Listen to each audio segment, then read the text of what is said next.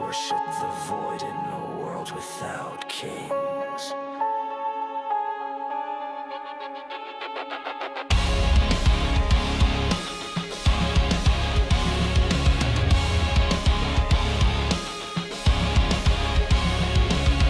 Iron sky bleeds rust and ash. Time hangs still, a snake in glass. I know before God a smoke, he gave me silence, then he spoke. Bow to the wheel that grinds your bones, kneel to the hollow throne. Chains like roots around my spine, faith and fear have been aligned. I saw the future, felt it blink, a godless mouth too wide to drag. This isn't life, it's looping code. Program sins that I don't own. I dream in static, choke on fate. Inside the gears I suffocate.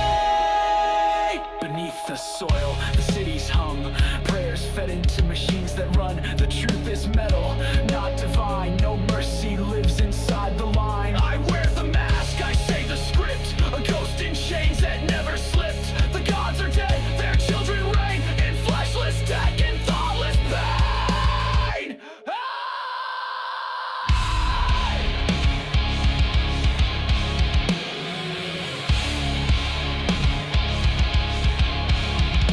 Seven eyes, seven horns, seven codes where man is born. I saw the lamb, I saw the wire, burning truth, synthetic fire.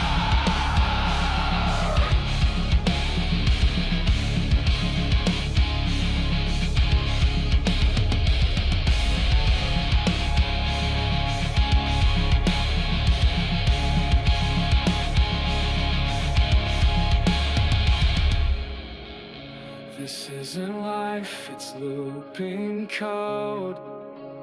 Hollow gods in download mode. I scream in static, breathe in rust. And all I built will turn to dust.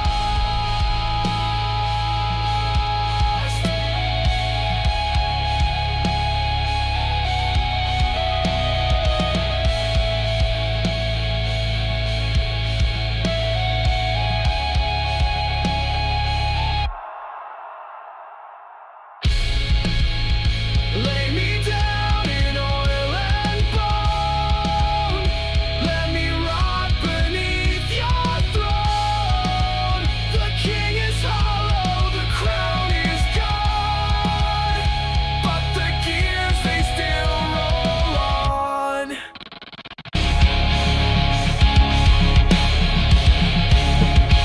This Toriyama doesn't throw this stuff. This isn't life, it's looping code. Get this shit out my face. Toriyama has brought things in there that other people have. It's just walking through the intro. I love it. That's with the art drafts, with their design. Cause he wanted like green art drafts, and then we got.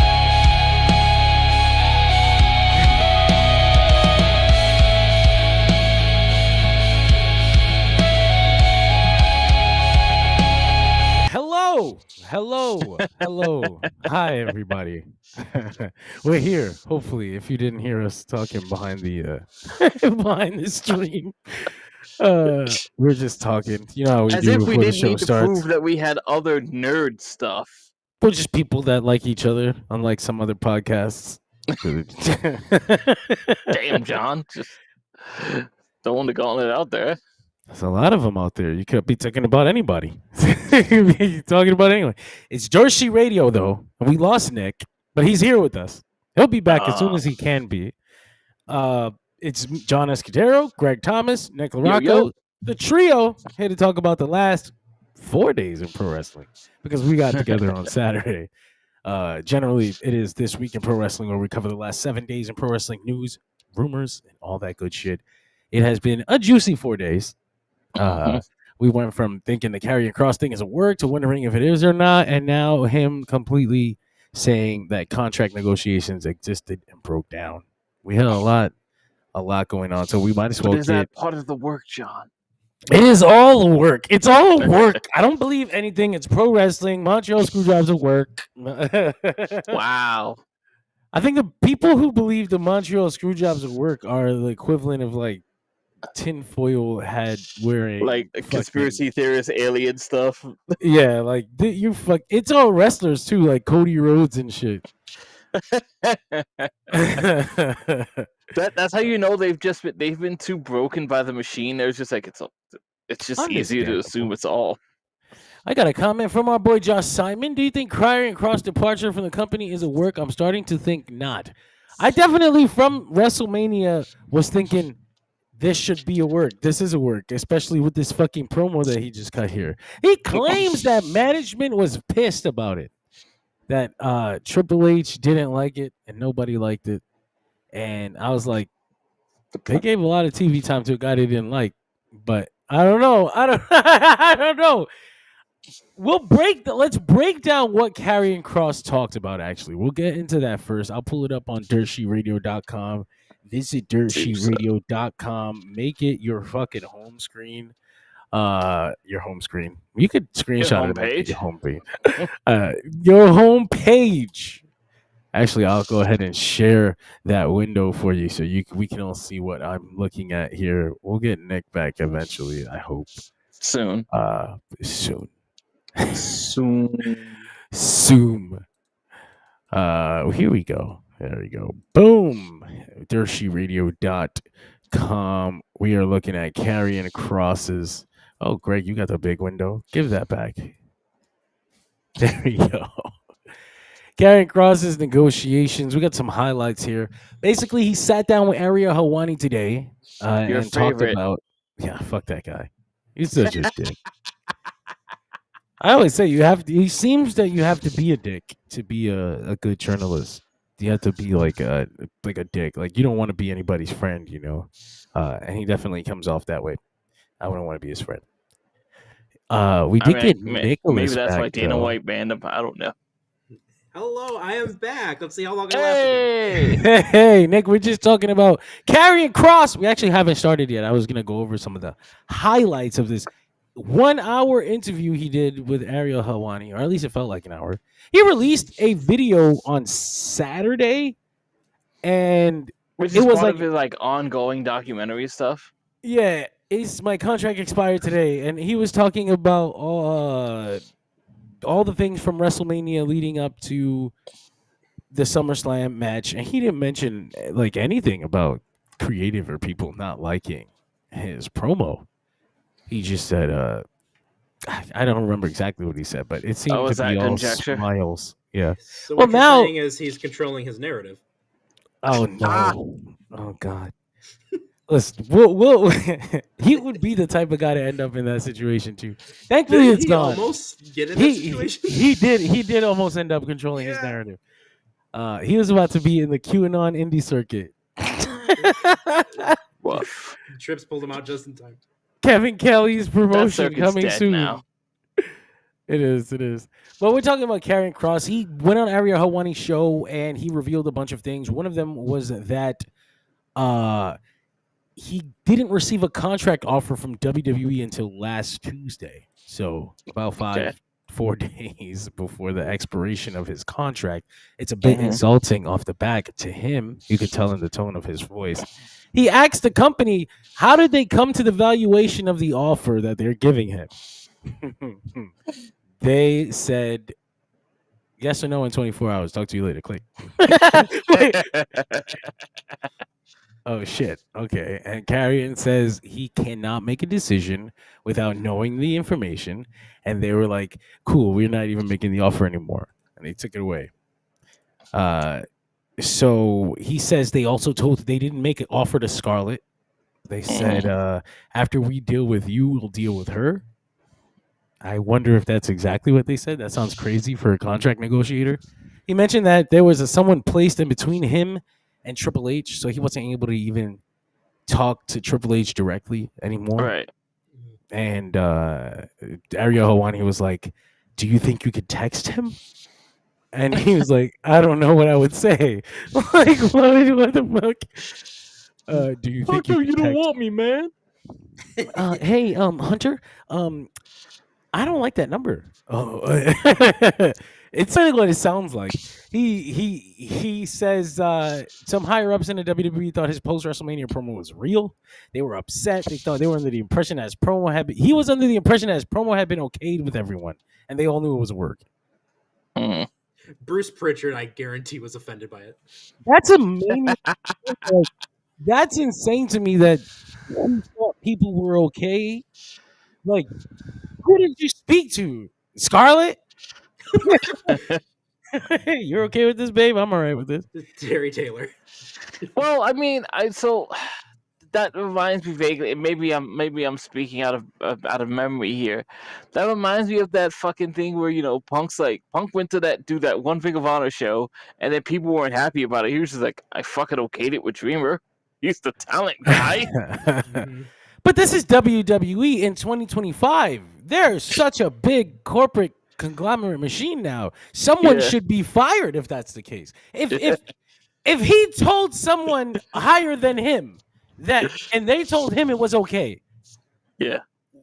You just stand in the office and just go, who said yes to Karrion Kross? I will fire random people until somebody comes to this. Essentially, here's how it works, right? That's what the bureaucracy is. That's what the bureaucracy is for, though, right? Because if I ask him and he says it's okay, it's no longer my problem. Any fucking problems that come down and belong to the guy I just told. He said it's okay. How the fuck is it my problem? I'm the exact way at work. I was like, boss man said it was cool. Say, talk to him. Talk to him. Anyway, Kross says he looked for Triple H to get to kind of find out why he has a problem with this, and he found out why Triple H explained everything to him. He didn't say what it was that he explained to him. Well, I just think it's crazy to me. I'm too combative, I guess. I would be flipping the fuck out. I would be throwing people under the bus too. But he said it was all right. So where do you get off getting mad at me? It's just like the old school WWE standard of, hey, go make sure you try to grab the brass ring. Just be a little careful as you do it, because you're gonna get heat, brother. Brother. He says he thinks that Seth Rollins' false injury and the situation with R-Truth made his situation a little more difficult. Now people don't know what's a work and what's real. Mm-hmm. He had a gut feeling all day at SummerSlam that his match with Sami Zayn would be his last in the WWE. You ain't the only one, brother. He said he had a friend tell him you should do something for the live crowd, say goodbye or something, and he's like, I don't want to be unprofessional. I don't want to make this about myself right now. This is about Sami Zayn. Smart man. He says AEW has not contacted him, and he's not surprised because so many people think his exit is a work. He doesn't have tampering. I think there's other reasons they didn't contact him, but of course you do. It is what it is. Nothing went on in a certain family. He mentioned that he just wants to go back to WWE no matter what. He's like they took the contract offer back, but I would just want to talk. I just want to talk. How did they come up with this number? They're like, we don't want to hurt your feelings, Karrion. we just want you to take the deal. There's a reason. I was gonna say you just know that in that company that's that's the kind of question they're not used to. It's like, wait, what? It's kind of crazy though that it becomes such a problem.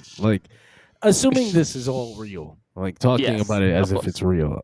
This is a crazy situation to still be happening. This is like a Vince McMahon situation. When they were still a mom and pop run big boy company. Vince McMahon's WWE was so weird because it was run like a mom and pop company, but it was large enough to be a legitimate business. It was a publicly traded mom and pop. Yeah, it's crazy. Right. But you would think under TKO that wouldn't be the case anymore. But if all this is true, then it clearly still is. And Ariel that's truthful though when it comes to big corporations too, because you do get to the element where you start getting a little too big, and at a certain level it's like, okay, this person has to report to this person who has to report to this person who has to report to this person, and it becomes a big game of telephone. And that's cool. That's cool too. It's just crazy that in wrestling it could still happen in WWE under TKO. Like you guys are way you guys are way big. You guys are way too big for that. Other people should be getting in trouble, like I mentioned earlier.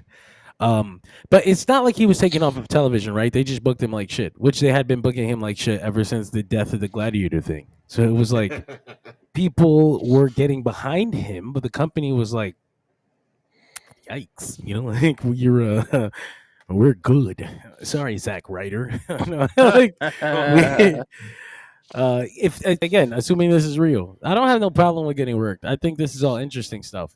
People, they think that Seth Rollins thing and the R-Truth thing, have kind of made the boys in the back untrustworthy of the company. I'm like, they always should have been. I was gonna say you should always be untrustworthy of the company. Right. It's not like this is the first time those things have happened. It's exactly. Cut to Maven. No. Hey guys, Maven here. It's a new world, and we mentioned before, this is not the first. This wouldn't be, if it is a work or whatever. This wouldn't be the first instance of WWE and Triple H playing that type of game. Not just with Seth Rollins and R-Truth this year either. We've been talking about it since Triple H took over, and they've been doing things like this manipulation of the internet for a while now. I mean, even the whole let's not film the Cody and Kevin segment and let the internet do it for us. If you got things like that, and you also get Triple H and them, Chris LeGentil, the PR guy, feeding stories to the internet. Karrion Kross actually brought this up on the Ariel Helwani interview. He says an owner of a wrestling company, who he didn't want to name, told him once that they would feed information to the sheets that was false, just to create a small ecosystem of information where it becomes story after story. The fake story goes out, and then the guy responds, says it's fake. That is also a story. And then all the truth you wanted to bury is buried under this little ecosystem of information that's going back and forth. So I've heard stuff to that degree before, yeah. Again, that's another business thing. A lot of corporations do that. I'm a marketing guy through and through, and look at what happens when you have things like Arizona iced tea, for instance. That's relevant. How many times over the years have we seen they're considering, going up past the 99-cent mark? Yeah. Almost once a year that rumor comes out. Yep. And almost once a year that cool Arizona guy comes out with a pair of shades and he's like, aha, Arizona's $1 until I die. Wow. And then he disappears again like Willy Wonka. Yep, exactly. So he was like, I would never raise the price. Don't you love me? Buy more Arizona. Smoke. Too. Smoke. It's so, come on, give us that money. You smoking yet? WWE is so interesting, and like I mentioned, in that in some ways it still operates like a very personal mom and pop company. Like it is a very petty machine. Like it's a machine, but it's not a brainless, heartless machine. Like normal machines just work on numbers. Like corporations just kind of work on numbers, and you're like, yeah, they did an evil thing. Disney did an evil thing, but they're worried about their bottom line. They're fucking evil corporation people. Disney didn't. Disney trying not to pay this lady that died because she subscribed to Disney Plus once, and in the terms and conditions in the bottom, it's buried somewhere that that's evil. But it's also corporate evil. It's just cold, and someone didn't personally make a decision to go fuck that lady. Yeah, they're just evil, and they're saying fuck everyone. That decision wasn't even concerned with that lady. Yeah, didn't know that lady's name. Where WWE from South Park. Where WWE's big enough to be that kind of machine, but their decisions are very personal. And they're very like, fuck you specifically. Like the AEW counter booking things. I hope all the bad things in life happen to you and nobody else but you. People who see WWE from the outside and don't bother themselves with the details think that WWE is way too big to do something like put a show up against AEW. What do they care? They don't watch AEW. They don't know what's going on. It's like, no, you're actually very mistaken. They know what's going on. I would not be surprised if they have the results fed to them weekly just to know what's going on. That's just good business practice, is to know what's going on. Do you think that line about the Bailey Vortex was coincidental? Right? The Vortex comes out of nowhere. Where'd that come from? Anyway, but But the reality is, the WWE, like I said, it's a very petty machine. And so if Karrion Kross had really gotten Triple H mad, there would be some, like, he would either be off TV, he would be like buried for real, buried. Like we're gonna make a point to bury him. Like, remember what they did to Shawn Moxley when he said he was leaving? And he started Jackson EC3, baby. Remember that shit? That's the kind of shit you would have seen happen to Karrion Kross, and it wasn't like that. He was like strategically on television. It was like just enough to make people want him. And it wasn't until the SummerSlam match with Sami Zayn that he really took like a real, like, oh, that's an interesting shitty loss. Like, whoa, they really don't care about this guy. And now he's gone. It's not like he's been getting shed on for months. So again, that's the kind of thing that makes it like, you know, I'm still like, I'm leaning towards it being real. Maybe contract negotiations did fall apart, but I still got 10% of my brain open to it being a total work. Although, to finish off what he was saying, you see, he doesn't have a timeline on making a decision for his future. He's never felt this supported in his life. There's no sense of urgency to commit to anything that's not right for him, but he would prefer to go back to WWE. And that's for logical reasons. Those are the highlights of the Karrion Kross interview with Ariel Helwani. The Karrion Kross hour. What do you guys think? Like, where do you stand on this right now? I'll give you each a chance to go work or shoot. Greg? You know, I'm still going to operate on the point of this being a work. Mostly I guess just because it's getting, like, it's almost getting too much traction, and because of things that went on right before Brock Lesnar, it is hard for me not to believe to some degree that Helwani isn't in on it. He is such a state media guy. Like, he's such a fed media guy. Like, I love the WWE, and that's great too. Like, if Tony Khan wanted me to be state media, sign me up. Like, I'll be like, shit. If Triple H wanted me to be state media, sign me up. I mean, yeah, and I mean, like, say whatever you want, you know. And here's the thing too. Like, it's not. There's nothing. To be clear, there's nothing wrong with that. Yeah. Ariel Helwani has every right to have his preference as far as a pro wrestling company as Dave Meltzer is.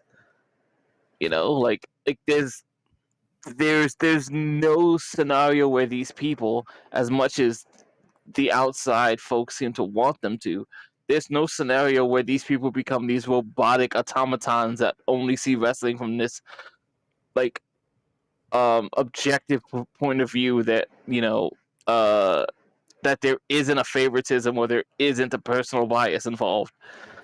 To your point about Ariel Helwani, they had 2 released WWE superstars on the same episode, and I thought, who else was on there? They had Shayna Baszler on, and she talked about how I didn't even notice that. Because she got buried under the fucking Karrion Kross thing. Yeah, she talked about how she had 3 years left on her contract when they released her, but she wasn't surprised because they had released Sonya, so she figured she was next. But I just thought it was interesting because I was like, do they usually put 2 wrestling segments on the Ariel Helwani show? Like, that's I thought that was interesting. Sometimes, like, mostly because just Ariel's a fan, so like and it's his show, so he kind of gets to do that. I think he has the stroke to do that. I thought my guy was burying. He was trying to camouflage Karrion Kross with Shayna Baszler. Like, hey, look, we've got 2 released superstars. Wink, wink. Which even then, didn't Shayna also get like a recent time to coach? Yeah, she's in the PC. She's in the PC doing coaching post her firing. So like, she's still connected to the company too. That's fucking. It's so hard to be 100% on it being a fucking shoot. I didn't mean to cut you off, Greg. No, I didn't really have anything else to add other than that. I was gonna joke that fucking, you know, it's a fucking the Timothy Thatcher thing. Like, they fired me. Oh, I'm the IT guy now. I still get a check, but not as frequently, unfortunately. Nick, what do you think?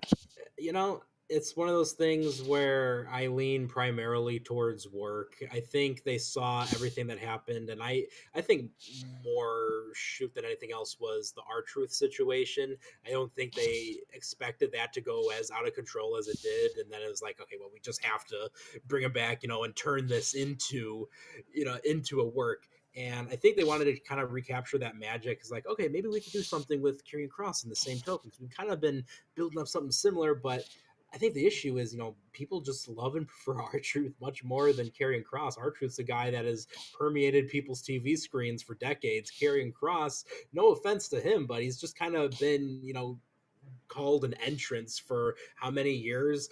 And on top of this, feels like the love for Karrion Kross as a character and as a wrestler really is fairly recent, and I don't know how many people outside of the hardcore sphere have really gravitated towards him. I know he's definitely built up much more of a following in recent times, but I wonder if they were kind of testing the waters to see if they could like recapture lightning in a bottle when it came to the R-Truth situation. And work wise, I think a part of the mistake is the fact that this is so close to the R-Truth thing.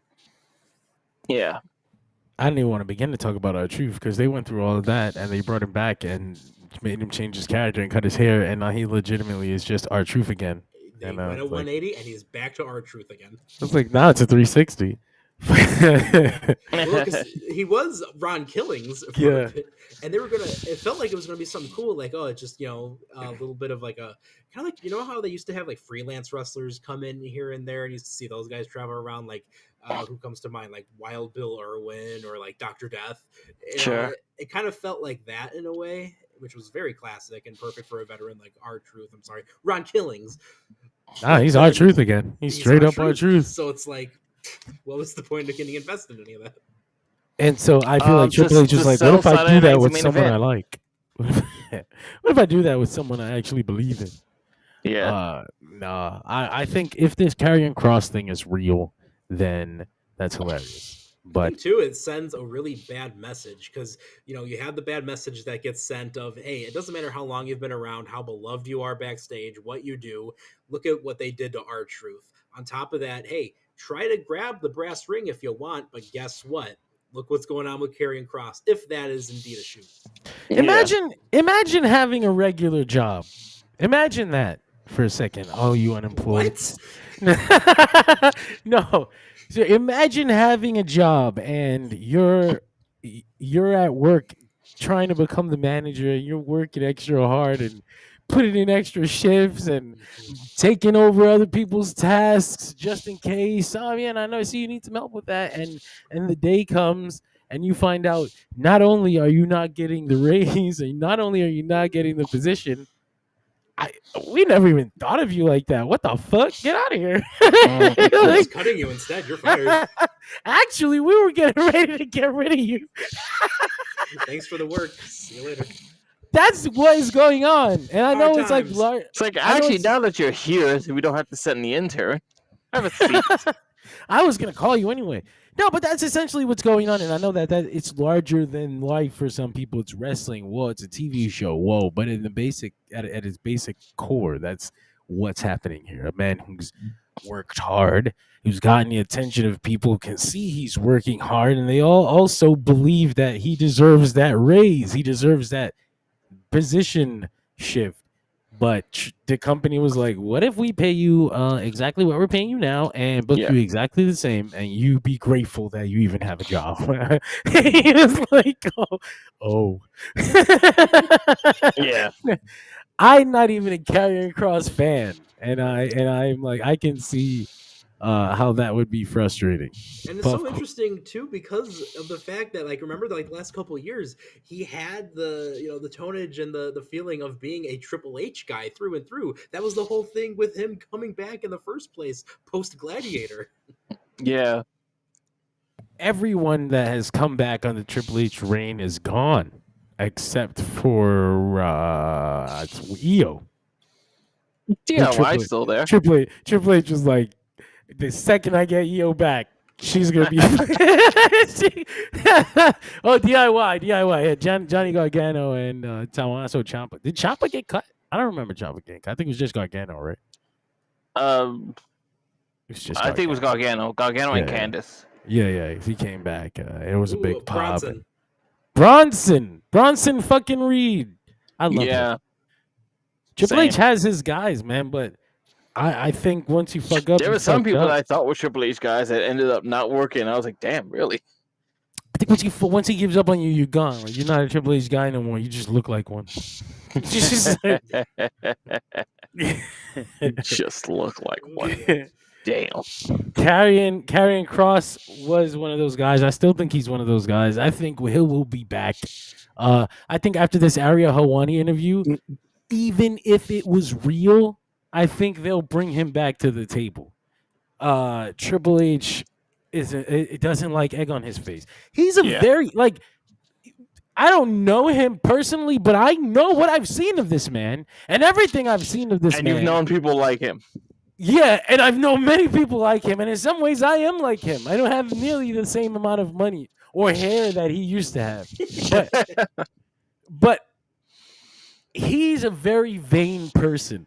He does not like egg on his face. Okay, this Karrion Kross interview is gonna make Triple H look like a bad guy, and especially that part where they say he didn't want to talk no more. He's gonna bring Karrion back to the table, and then it's on Ariel Helwani. It isn't even on like Fightful or something. That's another thing. Like, all right, we'll see. We'll see what comes of this. But yeah, man, that's Karrion Kross. Josh Simon says he heard they were upset because he got himself over, and apparently they didn't like that. That's the story of you know it. The story of working here. All right. Yeah. A lot of times you're not meant to get over, and they start to try. Even if you're not trying to get yourself over, even if you're doing your job, they start to try to put it on you like if you are. Like oh, you better not be acknowledging those cheers. Oh, stop signing autographs out there.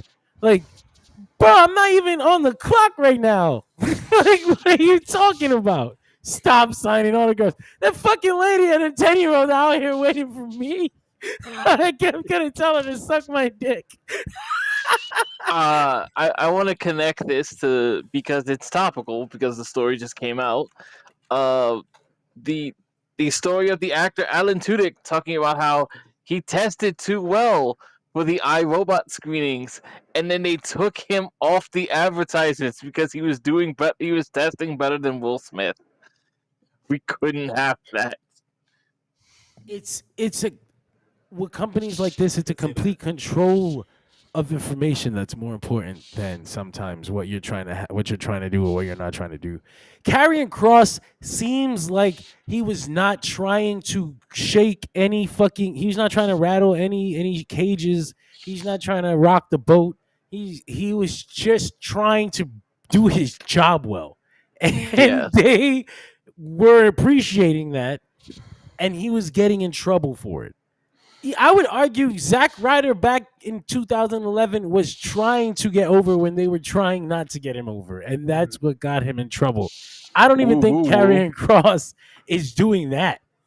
Right. Like I don't, I don't see him. I guess there was a part in that documentary, the Hour one from Saturday, where he said the company asked him, like I mentioned, stop signing autographs outside. Really? But there was a groundswell. Like, there were people, like dozens and dozens of people, like outside after the show chanting his name and "We on Cross" and Karrion Kross. And so he stopped at Scarlett and he signed those fucking autographs because those people meant something to him. And I was like, nah. Don't you mean we want Brock?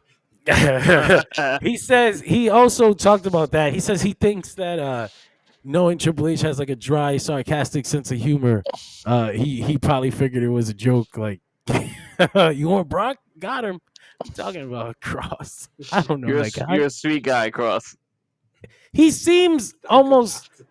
That's the thing that makes me lean. Shoot, is that he seems almost too apologetic. Like, interesting. It's like way too on my knees begging you to take my phone call, please. I didn't mean to offend you. The lines are open. Please, Hunter. Take me back. But at the same time, it could just be creating a sympathetic feeling for a baby face.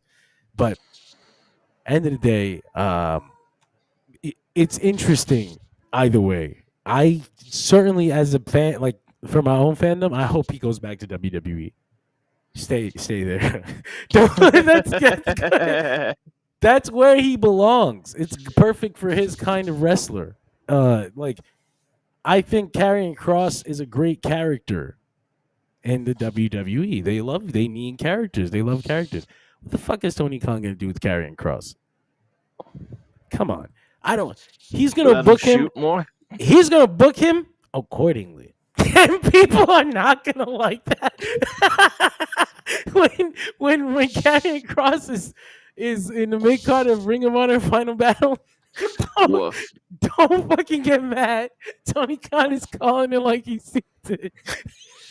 I can't wait for when he walks back out on AEW TV and on Dynamite you see the Gladiator. Oh my Oh god! no. Up next, No, he's gonna bring back the trench Perfect coat gimmick advertising. from TNA. No, listen, Karrion Kross fans, you're gonna get him one way or another. He's got way too much momentum. I think that's also a bit uncharacteristic of WWE, letting someone build that much momentum before their contract runs out. Yeah. They usually try everything in their power to kill it. Even Triple H era WWE, look what they did to Ricochet on his way out. They beat the shit out of him, killed him, had him looking like a dumbass, had his wife crying for him. That's Triple H's WWE. That's not even Vince. Yeah. So, yeah, it's a petty place. But but moving on from that, we have not many things to talk about tonight because we got together on Saturday. You can check that out on YouTube. It's already available out there. WWE has been counter booking AEW pay-per-views with Saturday night's main events and NXTs, and they've taken that strategy to the next level because it failed at that level. Right? I think we could agree that was a failing strategy. Like, what if their goal is to take the headlines from AEW? Then they failed every time. The biggest one being when they went up against All In with the Goldberg retirement, which must have felt like a shoo-in. Right. I'm sure. Like, we got the retirement of one of the greatest of all time, Goldberg. Yeah. And just off the strength of All In, like, it wasn't even like surprise pops or like we debuted more guys or we did something slimy. It was like Hangman wins world championship. bigger than Goldberg retirement. That's embarrassing. It's an egg on the face, and we just talked about that. Babyface gets happy ending. Right? It's the News least number surprising, the Happy least ending you surprising wanted. thing of the weekend, and it's the biggest news. Like, yes, babyface. What Goldberg did? What? Oh, and they cut his retirement speech. What the fuck? So they got aggressive, and on September 20th, up against AEW's All Out in Toronto, which was originally thought to be the place where Edge and Christian would reunite for the first time. They decided they would do a pay-per-view, and not only a pay-per-view, they were going to do Brock Lesnar versus John Cena on this show. That's a big attack. That's a big boom. Yeah. That's a direct shot. There's no arguing that. There's no if, ands, or maybes. There's no coincidences. No, they like- put up a massive marquee match Yeah. Top drawers. and one of the last matches of a legendary, wrestler. Up Yeah. Legendary against feud. Yeah, up against who knows what. I guess Adam Page and MJF. No, we still don't know because All Out is it's all the way at September 20th, and they're running Adam Page versus MJF at Forbidden Door. So Oh, okay. Very who knows what they'll be doing in Toronto? Sure. But for sure, Adam Copeland and Christian versus FTR has got to be on that card. Yeah. So that's funny actually, because I had reservations about the booking they made, and I ended up like talking myself into it because at first it was like why this match at Forbidden Door, and then it was like, well, technically they both have two backs to scratch. Like Edge has to help Christian with his problem, and then Christian gets to help Yep. Edge with his. And if you have to book the pay-per-view where you're going up against Brock Lesnar and John Cena, you may as well go in heavy. So you put it's not going to be, while you might lose the emotional resonance of Edge and Christian coming back for the first time, it is the quote dream match. Well, this is the thing. The Brock Lesnar versus John Cena match is up against the Toronto show, but they're doing the Christian Edge reunion in the UK on August 24th. And it does feel like you were about to, like, Triple H was, WWE wanted to smother that particular thing. So they were like, we're doing it. We're doing it now. Like, we're doing the reunion now. And story-wise, it makes sense because of all the reasons you just mentioned. But we get the first Edge and Christian match unopposed. There won't be a WWE big main event show up against Edge and Christian's first match And together. because we're in the UK, the show's in the daytime, so you're not even gonna run against it at Yep. 2 p.m. It's the UK, so they're gonna love it. So honestly, I think that was a good move. Because you still have the FTR match, and it's still there. It's not touched.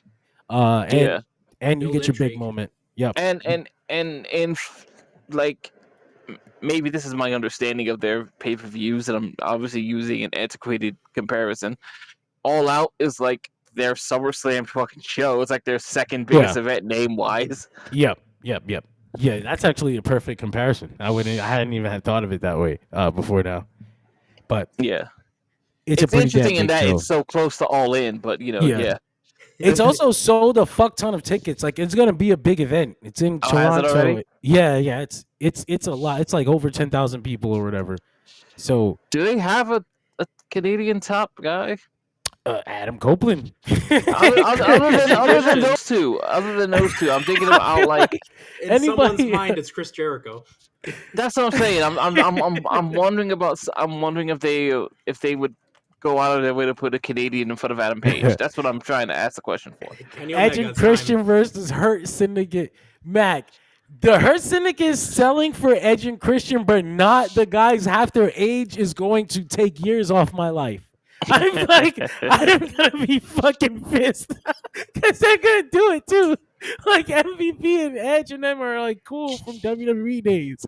Of course, they think of the WWE guys as worthy to lose to, and not the guys they're not certain of. Like, fuck you. Yay, big Canadian show. Gotta pop Kenny Omega on there. You know what's funny though?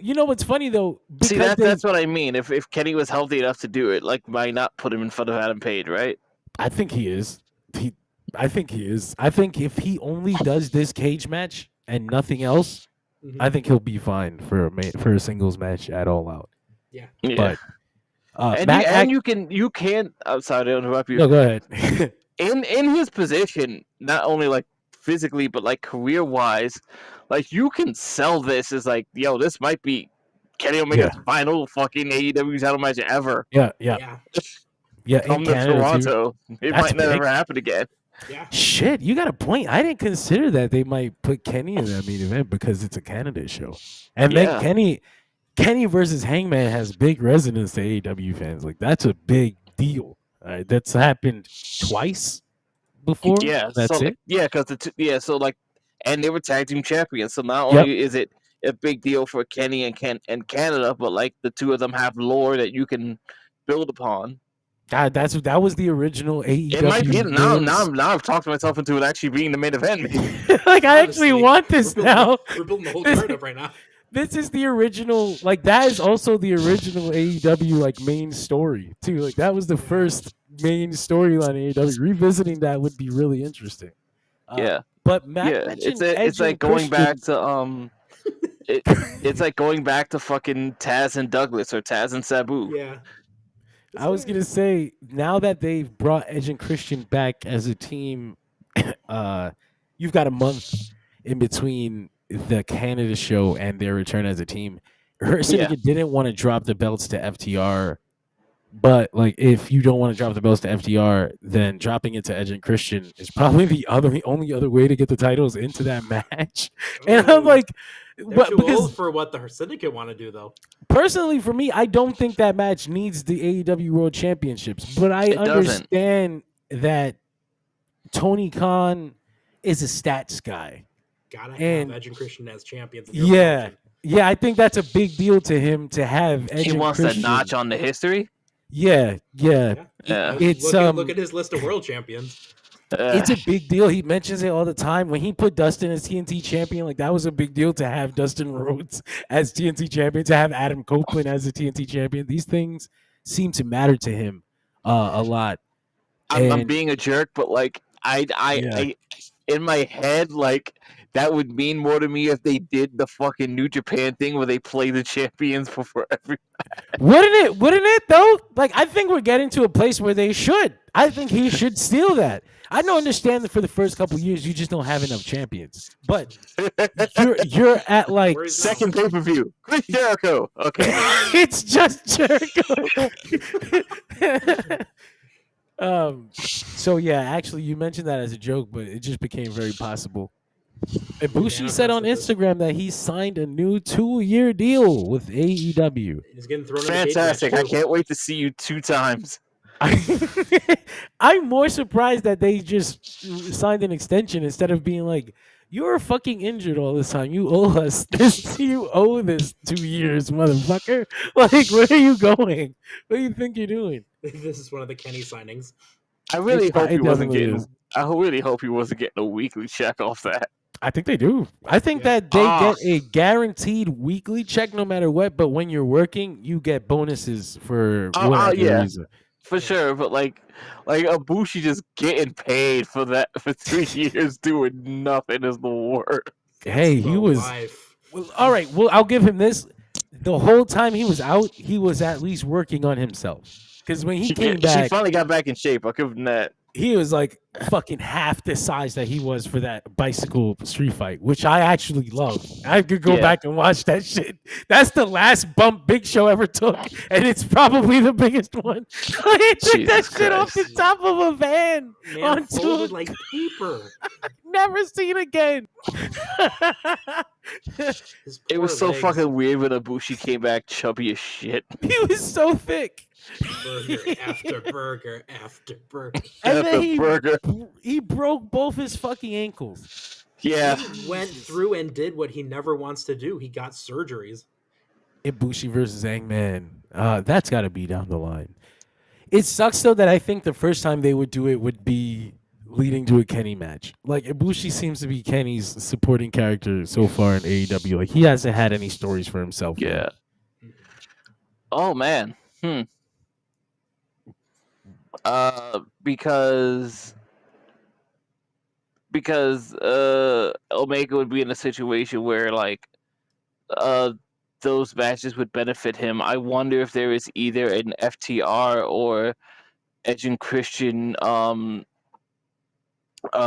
golden what was the fuck name of this tag Golden team? Lover. You were about to call them Golden Lovers. the Golden Showers. I heard it. No, I was about to call it Golden Shower is the name of the 450. I know that. Golden Lovers, Golden Showers. I was gonna call them the Golden Warriors for some reason. Golden State. He's you're actually right though. Golden Lovers versus Edge and Christian, Golden Lovers versus FTR. These are kind of must do's, must haves. Edge and Christian with Kenny Omega in the ring, and Ibushi the honorary Canadian for the night. And I need him to wear. Well, it's like you get Canada your Ibushi flag. booking, you get your Ibushi booking, and Omega doesn't have to do as much work Yeah, because it's a tag match.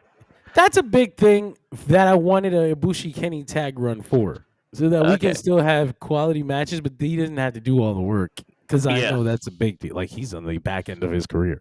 I would argue this is 100%. his last full-time contract at best, and so hoping that he makes it all the way through and can still be part-time after, because they're old and they wrestled fucking hard for a fucking long time. You Yeah, go back and you watch Years. Kenny's build to becoming New Japan World Champion or IWGP World Champion. It took Oof. years. It took years off of his life. You know, JR likes to say that about Hell in a Cell matches and shit. I'm talking. This dude, motherfucking, got vertigo and was never the same again. Like No, years. The what was it? 17? 2017 with Naito. or Wrestle 20. Kingdom 17. Oh, okay, the Okada match. Yeah, Yeah. Mhm. yeah, 2017. Yeah, that would be So like Okada. the 2 years of building Kenny and Okada to that moment destroyed their careers, Pretty much. Yeah. and the subsequent rematches after did the rest. But getting back to the WWE thing, because we will have some more AEW talk And as New we Japan talk. and New Japan talk as we go for Dynamite. But talking about the head to head, that was the big thing I wanted to cover. There's there's the question of why, right? And I know if you're really dumb, if you have like a low IQ, you'll be like, "You guys said you were the competition," and it's like, that's cute.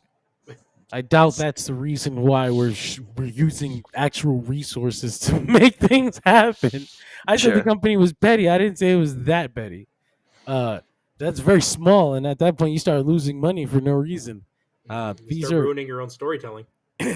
so now you try to figure what's the business decision of something like this, and what a lot of people have kind of theorized is that it's to take the mind space, and what that is like you are a wrestling fan.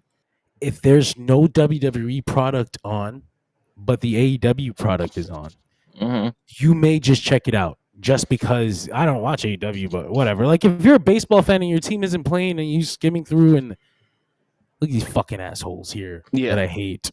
And you stay there for a minute, and then it's actually a good game, but you hate them anyway. But it's like, damn, this is a good game, fucking bastards. And hate watching is a thing. Yeah, and so now AEW has your mind space. That's theirs now, whether you hate it, Yeah. whether or not. And so the To point that of point, I'll add to, because of the Yeah. other what we were talking about earlier, Saturday Night's Main Event. Some people would have argued WWE won the headspace war because you came out of that weekend talking about, oh, Goldberg's complaining about his fucking retirement speech. that was funny as hell. No, I think And that's they beat them by persisted a for a couple of bit. days because the Goldberg story took the week after. Like it came out Tuesday, so they were good. They were good all weekend. The Goldberg thing came out Tuesday and then took the rest of the week. Like people being like, Goldberg, it's ungrateful. yeah. That's so crazy to me. Like you were just hyping him up. Like all of a sudden he said one bad It's thing. so wild too. Like you get away from the WWE space, that sphere, all of a sudden you are just public enemy number one. How Yeah. dare he? Yo, people that work there. Peter Rosenberg. What a shill. Oh, yeah, like, bro, he's a Berg. Like you guys are Bergs. You're supposed to be together.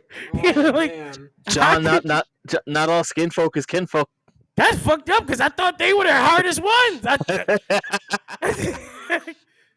So like that WWE mentality is strong. Like it's strong, and it's like Toxic. yeah, the conversation about tribalism. I think tribalism is funny, but it's crazy to watch. It's crazy to watch when you're not attached. Like, damn, that seems kind of nutty, doesn't it? That seems kind of crazy. So this WWE versus AEW thing, it's gonna go on forever. I'm surprised that they got so aggressive so quickly. Like this show wasn't scheduled. There was no September 20th pay-per-view. They would have run Brock Lesnar versus John Cena in France, in Paris. That would have been the match. And it's in an international space, the big show. It's exactly where they would have done that. You're telling me they held John Cena versus Brock Lesnar for a BC pay-per-view in Indianapolis, Indiana. Which, when you think about the logistics involved in this, like within a month, they had to get ready to book an entire venue that has nothing else going on around that very time frame too. And on top of that, it's the usual thing that they keep getting into. I feel like it's a trap for them. Is you're forcing all of your current storylines to fit into this bubble to hit a certain point just so you can counter program AEW. Yeah. Yeah. And The Banks, upside there is that no, go ahead. the upside there is that because John Cena is such a it's like Cody in AEW. John Cena is such a separate section of WWE compared to the rest of the show that you could just like, oh yeah, do Logan Paul and we'll just run those promos for a month. And it's like he only has a certain amount of dates left. You know, like Yeah. he only has a certain amount Which of means dates he's not left. even going to be there for all of them. He's a finite resource at this point.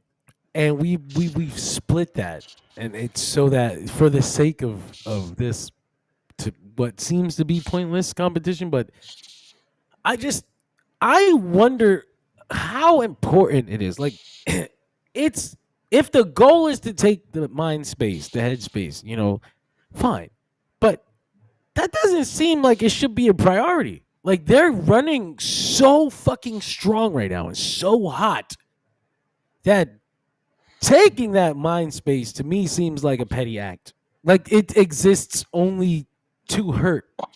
Like, just to be malicious for the sake of maliciousness. Sure. Like, it doesn't seem like if you were to not run these shows that they would ever gain the kind of momentum that it would take to make a fucking deal with Disney. Like, make a $1 billion deal with Disney. You know what I'm saying? Like, that's where WWE is right now. And they're still making decisions like this one.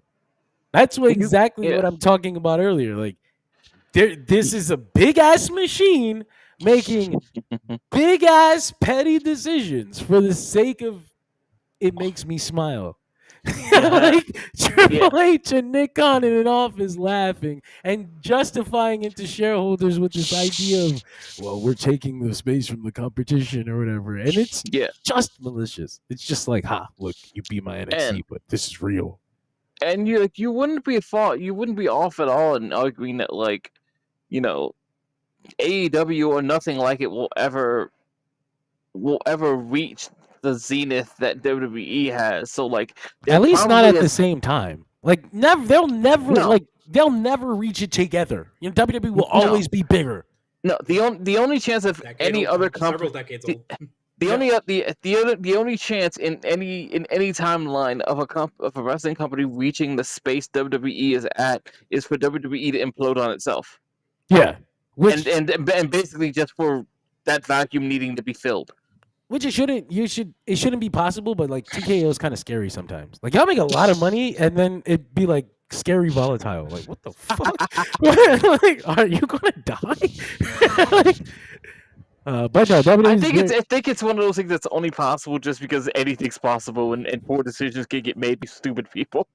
I genuinely think they're just too big to fail right now, and all these deals they're making, and TKO and like as a whole, and WWE, it's like unfollowable. So again, these infallible, unfollowable. That's what marijuana does to your brain.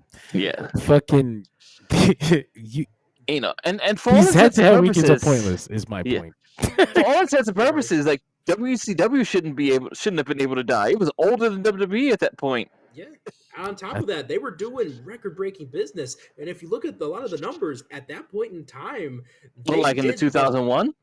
No, I'm talking like when you look at like the mid '90s numbers from like 1997 and '98 in particular, they made more money. I think, the years that WWE wants you to think they were losing. Exactly. The years they want you to think they were losing, like WCW was killing it financially so much so that you know that was beyond, or if not matching, it even exceeded certain parts of the 80s wrestling boom period numbers. It was fucking inflation. Fucking WCW was put and like at one point WWE was just like, here's WWE Attitude, the video game. WCW's just like, we got Backstage Assault, we got WCW Revenge, here's a Game Boy game. You want some CDs? We got that too. But ironically, WWE was able to do the kind of thing AEW did in 2019, where they were like, "Oh, that's the old man's promotion. That's your daddy's wrestling. This is the cool kids wrestling. Look at the titties. Look at the titties. We got titties. Have you seen the titties yet? Have you seen the titties? We got titties. They got Jay Leno. What the fuck you want? Jay Leno with titties? WWF Attitude. We got Mike Tyson. That's kind of what WWE doesn't want to. That's what they don't want to fall into now. You I was were gonna say, the cool. which is the day, by the way, Heyman says WWE won. You were the cool company, like for you won that back for a couple years, like from 2022 to 2024. They were like the cool company, Yeah, and then it started slipping away again. And like they're making evil business decisions and they're looking like bad guys again. And they're making all these wins in the corporate world. So when you do smaller petty things that you would only do if you're fighting up, it makes you look like a dick. And I don't think that in the long run that's going to be good for them. I think that is only ever going to help AEW. I think I've seen much more than maybe since 2019. I've seen so many WWE fans being like, I got to give AEW a shot. WWE is either not doing it for me or they're doing things that are making me feel uncomfortable as a fan or like, yeah, and people are slowly shifting the perception of AEW again. And I would argue the first half of the year and then All In combined with WWE's weird PR stuff, combined with people kind of just wanting to look, just being curious at AEW was the perfect storm. And now they've Yeah. shifted the perception entirely. Plus, too, remember, this is a world where we are post Luigi, so evil corporate decisions are currently not. We're bringing that up. I mean, no, I mean, it's serious, though, is like people don't like evil corporations. And on top of that, when you do something that makes you look like an evil corporation, you really lose out in the court of public opinion. And again, it's not like this is ever going to kill WWE, but if their intention is to hurt AEW, then ultimately this is a failing strategy.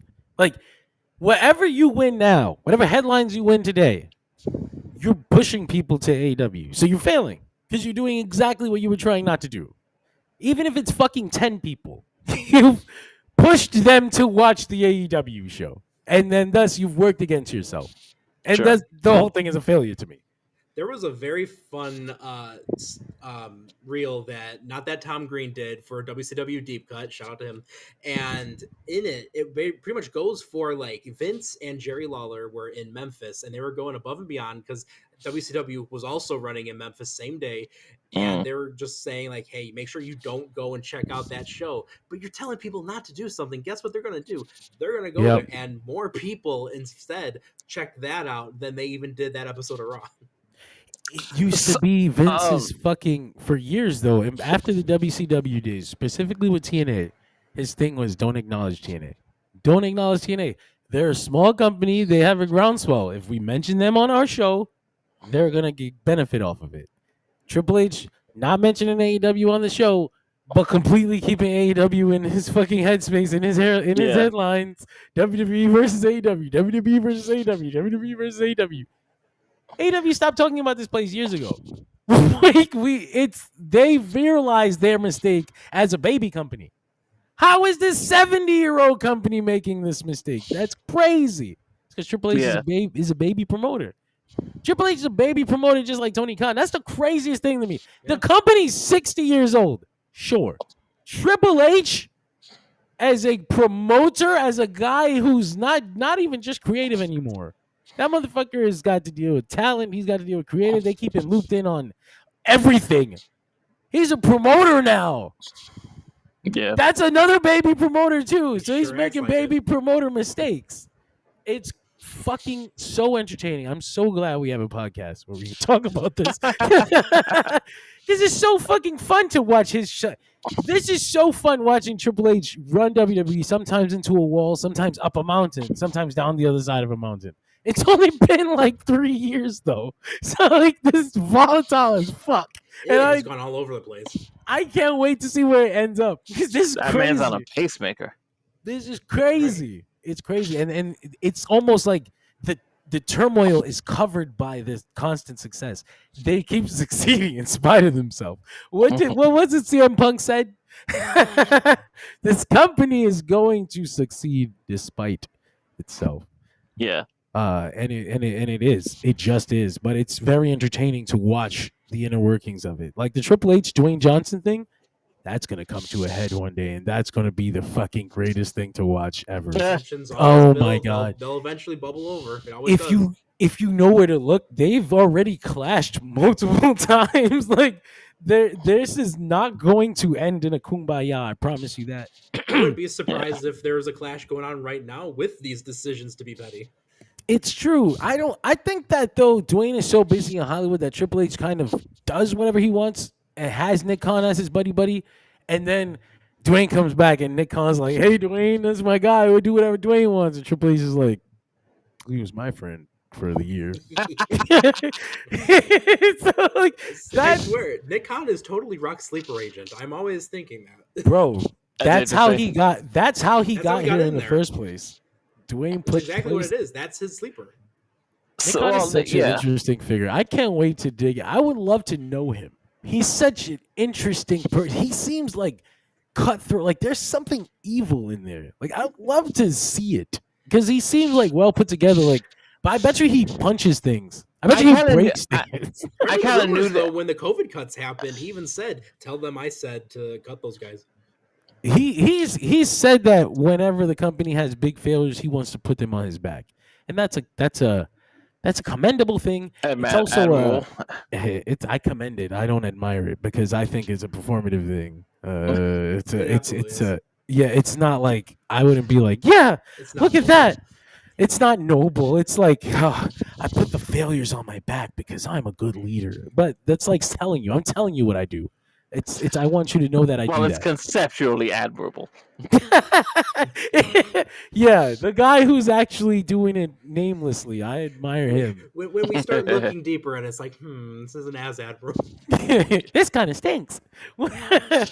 I was maybe because I'm a huge separation of work and real life guy. I had my eyes on fucking Nick Khan. He was just like, people always answer their phones. What do you mean? It's 2 a.m. I call you, you pick up. Like, go fuck yourself. I'm in bed with my wife. I'm not even looking at that shit. As a matter of fact, I'm on my phone and I ignored it. No I'm such not. thing as a work-life balance here, brother. My work-life balance works by balancing out work. Excuse me, get out of the fucking way. But yeah, this WWE versus AEW thing is not going to stop, and we will follow it until. Tony Khan is not he's not going to go under. Like his dad would have to make horrible, the world's worst, like a historic, horrible financial decision. Like if he made a decision so bad that they went broke, it would be in textbooks. That's kind of how secure AEW is right now. So because the family themselves are too big to fail, and plus all their investor friends. Massive, and they've got their hands involved in too many important things, and too many jobs depend on them. So I don't borrow equity from another asset. It's crazy that how secure AEW is. I think Tony Khan even said there hasn't been this aggressive counter booking strategy from WWE since the Jim Crockett days. And he said, I got a hell of a lot more money than the Crockett's do. So it's funny. Talk about a mom and pop business, right? Tony Schiavone can confirm some things. Yeah.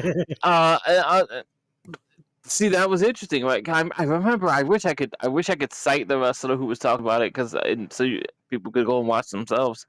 I remember listening to one of those interviews where the guys were like, there was a rare occasion where the WWF show was going on really close to one of the NWA/Crockett shows, and we were just like, I wonder, I can't wait to see what's gonna, what the turnouts are going to be, because we're kind of competing now because of the proximity of both events.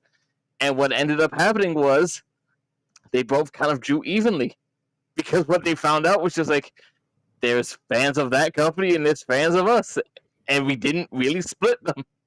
Wrestling. And I think that's going to be what you see with AEW and WWE too, where it's if you're an AEW fan, if you're a fan of AEW, not just somebody who watches it so he can tell you what he thinks is wrong with it. I'm saying if you enjoy AEW, you're not fucking skipping All Out to watch John Cena versus Brock Lesnar. It just won't. It's not that important to you. If you're a WWE fan who watches AEW, then yes, Brock Lesnar versus John Cena is going to be so big that I have to switch over and watch that. Yeah. Now, Here's where we get even more aggressive with the strategy. Mm-hmm. John Cena's final match was rumored to be the middle of December for the longest time. We had heard Boston. December 13th in Boston, December 13th, December 13th, December 13th. Saturday night's main event. Do you remember it yet? All of a sudden, it is being discussed to run John Cena's final match against AEW World's End. Final pay-per-view of the year. I think even I would switch over the pay-per-view like to see the final John Cena match. What do we think it is?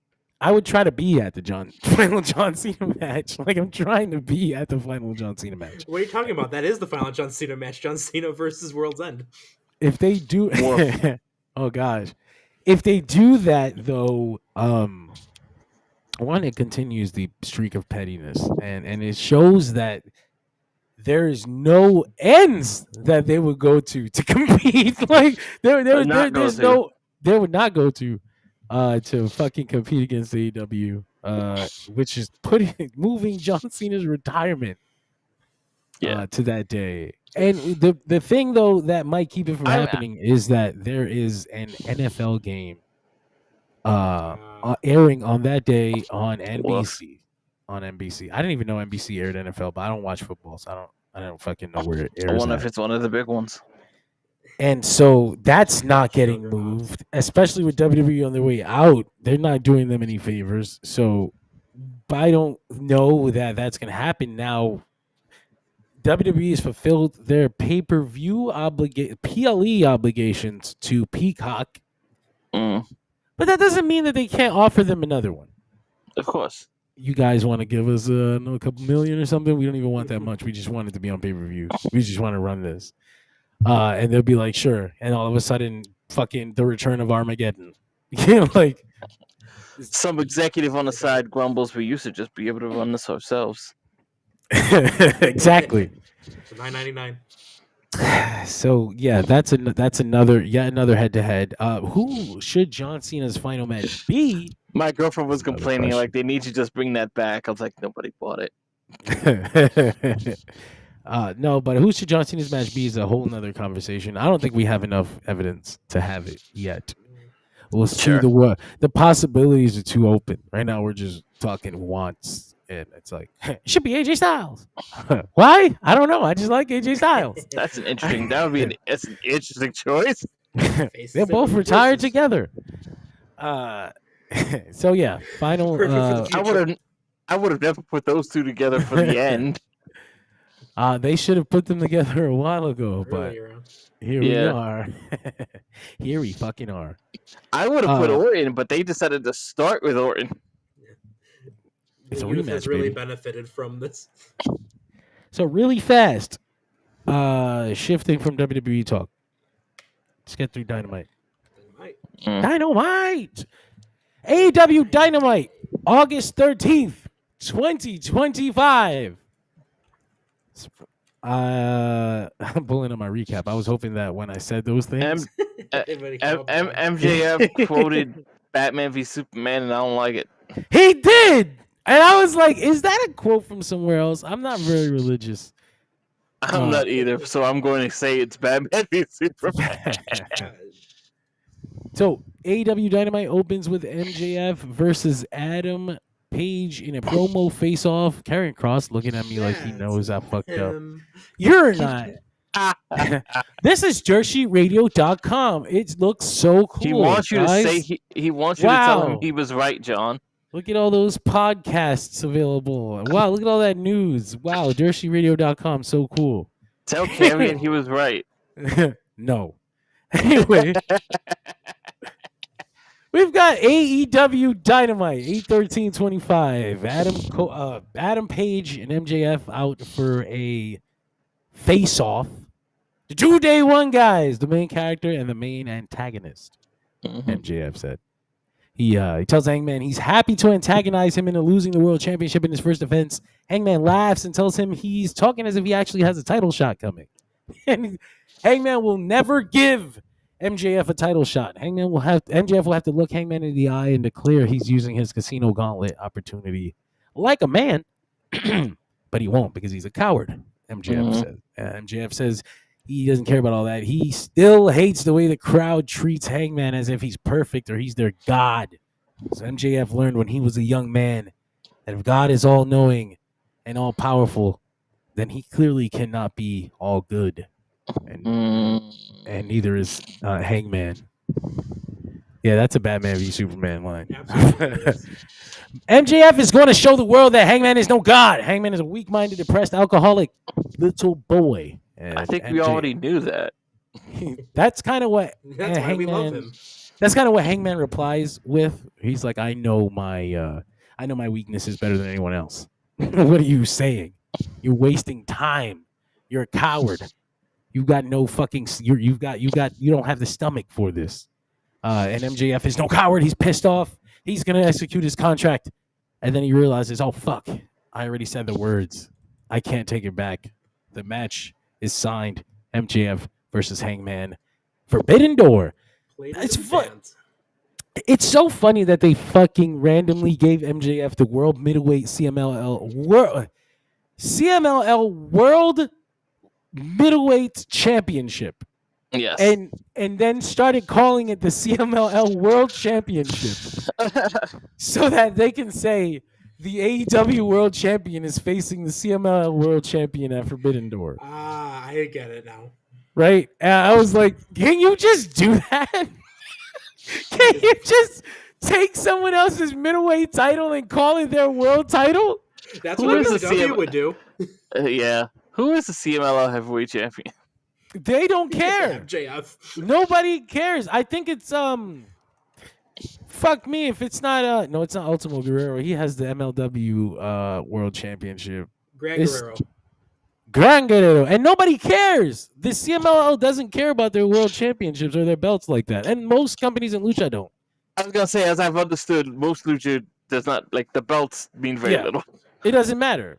So in fact, there are 31 active championships inside of CMLL. Look at this. That's crazy. But nobody really, like I said, nobody really cares.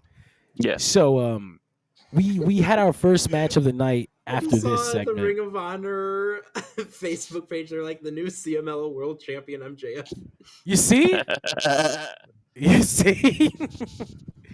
I mean, we had our first match of the night, though. Don't ask questions. Segment. No, I think the idea is that MJF renamed the title. Like, he's the one who did it because he's like, I'm the world champion. But because technically it's called the World Middleweight Championship. So, like, sure. It is a world title. He will be defending it in Arena Mexico this Friday, which, by the way, did he put the flag on it? He hasn't, because I don't think they're down with that. But also, they don't have a belt maker to do that anymore. Them and Red Leather, they've split ways. And you know what? Red Leather is a fucking guy with weird ideals, and I was wondering how he had a job with them for so long, considering that. Signed a contract, no. That's pretty much what it was. I assume, like, the contract is just run out, and he's like, why don't you want to resign? And they were like, we saw your Facebook. We have reasons. We saw your Facebook. It's just Nick Khan with Brock Lesnar all over again. Although, to be fair, I wasn't even thinking about the belt strap. I was thinking about, like the Lance Storm era stickers. I just put stickers on it. Tony Khan lesson also learned from FTR being AAA tag team champions with stickers on them. And them getting double crossed and the stickers appearing on WWE social media. Oh no. Yeah, that was bad times. So this CMLL stuff, by the way, $37 a month for CMLL access. Is that their YouTube? Yeah. Okay. And there's no reliable piracy source. Like, there's no way to have every single Friday, Saturday, Tuesday, Sunday show. Like, I'm talking, if we're gonna be real for a second here, I've got access to some of the most important, like the source of wrestling piracy. Like, John, do you have access to the source wall? I am in the middle of the wrestling piracy ocean. It does not get any larger on it. The ladder doesn't go any higher than the places I've seen. You're in the nest. And they don't have fucking CMLL every week. So I will pay the $37 monthly to do proper CMLL coverage for Dirt Sheet Radio. I will not pay to also do AAA coverage. So You don't have to anymore. thankfully, they'll be doing Triple Mania on for free on WWE YouTube, and possibly that might be the way they air their shows moving forward until they get You something. can watch Dominic become the mega champion. He absolutely will. On Peacock, yeah. I imagine. But yeah, no. First match of the night for AEW: Jon Moxley versus Kevin Knight. The Jet. Jon Moxley wins with this cool new, like an alligator roll chokehold. It's probably got a real name, but that it was. I've only ever seen it like in UFC, and it's one of those things that guys like end up in by accident. It's like a just Darsh. called it a deep choke. It They just sounds called like it. What was that? I was gonna say I'm gonna look it up, but it sounds like a Darsh choke. You might, yeah, like I said, you might have seen it in real MMA. And Moxley is a noted. Okay, like, yeah, I'm looking he at it. has- It's basically a Darsh choke. right. Yeah, They called it a deep hole, a deep choke. But he does beat deep Kevin choke. Knight. Good He does- work, guys. He does beat Kevin Knight in a pretty damn good match. Kevin Knight is a great wrestler. I want to also talk about how annoyed I am that in the clip I'm looking at to see the Darsh choke, they put the fucking AEW logo right in the clickable corner. logo Yeah. right in the middle. Oh, why? That's It bad. came up too early, so it came up before the other links. So like when I'm trying to look at the choke, there's this fucking logo in the way. Well, the post match, the Death Riders start to beat on Jet Speed. Mike Bailey was out there with him, and then Darby Another Allin Canadian, comes Mike out. Bailey. That's right. He is Canadian. He had a whole thing about that where he couldn't Yeah. leave. It's Uh, like okay, Darby- so, it's Darby- so Well, let I'm me get sorry. let me get the segment on the yeah. way Get the first. segment out. Get the segment out. Darby comes out with a fucking body bag that he had put Wheeler Yuta in, tries to put him in it again. Claudio is here to stop that shit from happening. Puts Darby in the bag. He was going to kill Darby Allin. The mighty But shoulders. Will Ospreay runs out for the save. Ospreay is back after Oh. just 2 weeks. Which is so Ospreay My neck wolf. grabs the mic. He says, I told Darby, or I don't know if he says it, but if you remember in December at the end of the Continental Classic, Ospreay had December to remember. Ospreay, no. Yes, but no. Actually, no. In December, Will Ospreay told Darby Allin, I've got a lot going on, but once I'm done with this World Championship stuff, we will take the Death Riders out together. He's done with the World Championship stuff, and so he's here to help Darby Allin. And at Forbidden Door, get your friends, Death Riders. Me and Darby will get ours. Lights out steel cage match. What? What the fuck? Mm-hmm. It's funny as hell because Yeah. the first reaction is, what the fuck? 2 weeks ago he came, he said he had discs in his spine. But he would be back in a month. And so he comes back and he announces this crazy dangerous match. And I'm like, ironically, this is safer than an Ospreay singles match with no weapons. Like, Multi-man. but also, if he's not, while I was about to say, if he's not ready, then why is he involved in this fucking match? But No I idea. realize that What'd you realize? more than likely, he hit them with it's the UK, bro. This is my home. I have to be there. I have to be there, bro. I have to be here. And Tony's like, can you breathe? Well, I'll see you there. Like, I'll see you there. Stays in the corner the whole time. Are you sure? Are you Yeah. sure? He said he's all right, Doc. Can we technically clear this? Can we technically clear this? Yes? Sure. The match is on. It was later announced that it would be Will Ospreay, Darby Allin, Hiroshi Tanahashi, Kenny Omega, Who also shouldn't be cleared. and Kota Everyone's falling Ibushi. apart on that team. Yeah, seriously. It's a whole team of broken wrestlers against the Death Riders.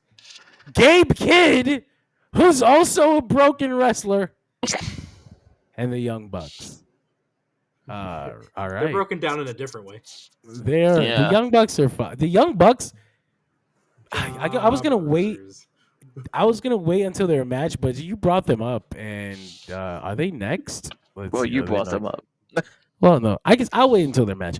Because after this, we have Alex Windsor, Willow Nightingale, Queen Aminata. Your favorite.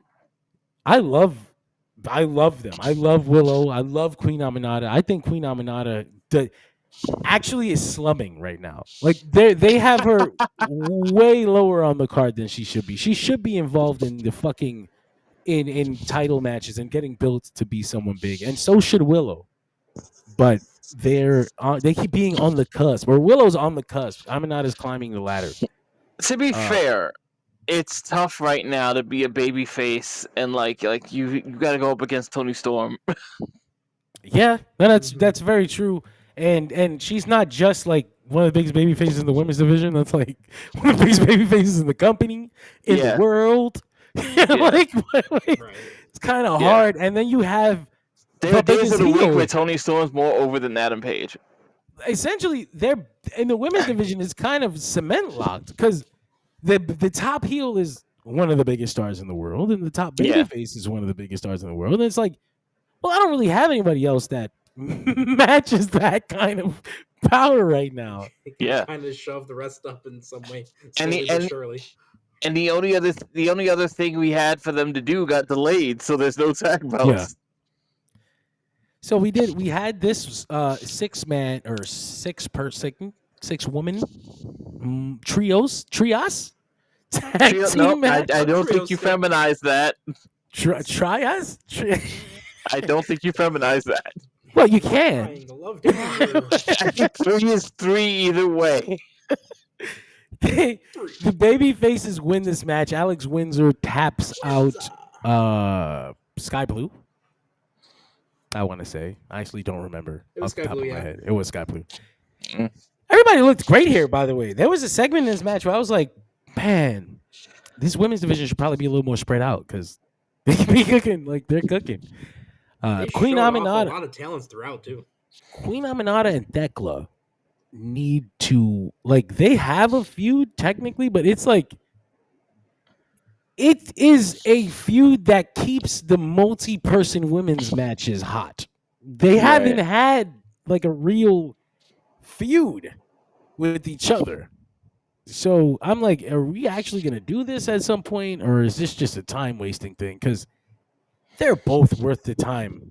Like Queen Aminata and Thekla should have time, segments for themselves so that they can build a heated storyline to possibly a one-on-one match on pay-per-view, because that's what we fucking do. It's a wrestling company, and I believe both of them can carry that. I believe they're both talented. I think they both got. I think Thekla has won over AEW's audience in a way that I guess I shouldn't have been surprised with, but it was so fast.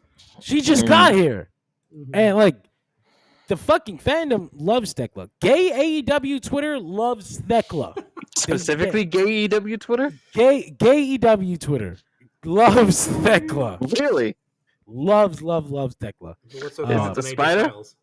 Probably the spider. Probably the fact gay that there's community. Three hot Theklas, like 3 hot spider women, scary chicks now. Fair enough. But they also love. Are we about to book Victoria? She should, but I think she's very WWE minded. Like loyalty. It's the craziest word I ever heard. She just got that. She just signed that Legends deal, and she's about to get downloaded in a few months. Yeah, she's about to get in that really WWE hard 2K. To get signed to that too. She was. She had been through a lot. She had been through a lot of personal stuff. I'm glad, and not even like drug use or whatever. Just like really bad things happened to her. I was like, aw, like I'm glad that she's better now. But getting back to AEW, the women did great. The babyfaces beat the Sisters of Madness. I was gonna say the Twisted Sisters. I probably wrote that. We're not gonna take it. Yeah, I definitely put Twisted Sisters in the recap. The Sisters, they should have stood the Triangle of Madness or whatever. Fuck that. Oh, they're not still the Triangle. Sisters of Sin. What was it for like Dragon Ball? I'm telling you, Sisters of Sin. Jeez, I'm telling you, Sisters of Sin. Don't Google. Sisters of Sin. I don't know. and Mercedes Moné.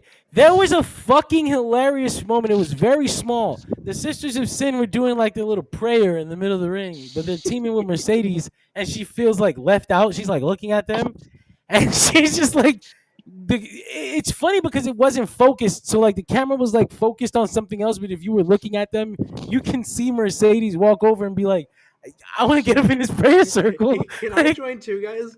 Like, I don't know what's going on here, but don't leave me out. Little things like that always pop me in wrestling because you have to see, like, they're not meant for the camera. There was just, she thought of that herself in the moment, and I'm sure the girls were like laughing, like, this fucking bitch. That was funny though. I saw that, fellas. I unfortunately am going to have to go. I've hit my time, but I appreciate everyone for joining me on my part, and I hope you guys have a lot of fun talking about Stokes. Cope and Stokes. I will refuse to call them that. He's got no hose. No hose. But the next segment was Adam Copeland versus Stokely Hathaway. Actually, no. We had Will Ospreay come out. Oh gosh, Greg just blew a fucking hurricane into the mic. I didn't even make a. Well, to us you did. We heard it. No, I didn't even inhale. I know. It's an exhale that does it, never the inhale. I didn't do that either. Greg, we heard it. That's a Stone Sour song. That is very good advice. But Will Ospreay had a conversation with Renee Young backstage, and he tells her, he told Tony Khan Forbidden Door wasn't feeling Forbidden Door-y enough, so he made a call to which we all knew going into it. That's what we were kind of saying online. But obviously, to address that, we talked about it before. It's just a bad logistics when it came to the dates that they put the show on. In focusing on trying to keep a show within all-in times, like they ran a show in London around the same time last year, they neglected to remember the G1 because there's really no other explanation. Like this, like you're not telling me you did this on purpose. Although I would argue by the end of the night, this certainly does feel a little bit more important. I was like, whoa, where did all this come from? Yeah. So but it's No, go ahead. They tried, but like it also just feels like Tanahashi's here for reasons. Which I mean that's kind of how he shows up every year. He just randomly shows up. Like CM Punk was supposed to wrestle Tanahashi. That would have been interesting. I'm gonna be a whiny bitch about it, but like I keep hoping for these programs. Actually, because I had this had crossed my mind. I keep hoping for these programs to have more like life to them, but it mostly just ends up being this like pay-per-view with cooperation and joy. Yeah, and like I don't know. I guess I started asking myself because the AEW fan base is a bit more like obviously hardcore fan base who knows who these guys are to some degree. Like, could you even get the NJPW guys over as like invader heels? Will they give a shit? I don't think that people will hate them if that's. That's what I mean. I'm saying I don't know if I think you can do it to where the AEW, like the NJPW guys would be doing heel things on AEW shows, but then reverse. Like AEW guys would show up in New Japan and beat down the babyface or whatever and get boos from the Japanese crowd. I think there's ways to manipulate a situation enough that people will care about seeing it, but it has to be long. I'd argue it has to start at like Wrestle Kingdom and then go and then end at Forbidden Door. Like it would have to be something like, and not just like invasions, like back and forth. Like you would have to layer it. Like you probably, I hate to do fantasy booking, but if I had to do one off the back and I'd pull out my chalkboard and shit, you would start with like one interpromotional feud that spirals out into something much larger, like probably maybe a world championship feud that started off the way normal AEW New Japan things are, and then for some reason, got personal. Like the guy strikes Tony Khan or something, and the guy in the fucking locker room was like, "Hey, you fucking, what the fuck is that? Like that's our guy." There's kind of, because you have to have an inciting incident that makes AEW team up or New Japan team up, and that will Can't Shota just win the belt and then throw it at the fucking ground? just be like, "I'm with my daddy Moxley now," or I'm just I'm like, sure you can add. I use Shota as a random example, but like even if it was Yota Tsuji, like can't we just have Yota Tsuji win the AEW title and just like fuck this piece of shit? it's I only took it because I could. It could definitely start that way. I would argue they already did it in reverse. With Moxley when he won the IWGP World Title, and he was just like, "Hey, I have it." Yeah, but it feels like New Japan fans didn't give a shit about that. No, they were very angry. hey, give that back! What the fuck? He's not even on the road 2 shows. Because they weren't even like when he was showing up, they weren't exactly like treating him as like the fucking heel. No, they were actually very happy to see him. That's what I'm saying. It was the wrestlers that were mad. Yeah. Hey, why is he not here?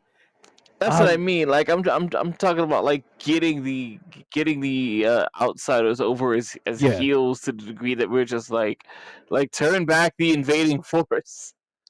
Ultimately, I think it'd be easier in Japan because I think you can just like they can come and just beat up the babyface like real bad and just keep doing it. Like, or you can keep having interference in your matches and like it'll be.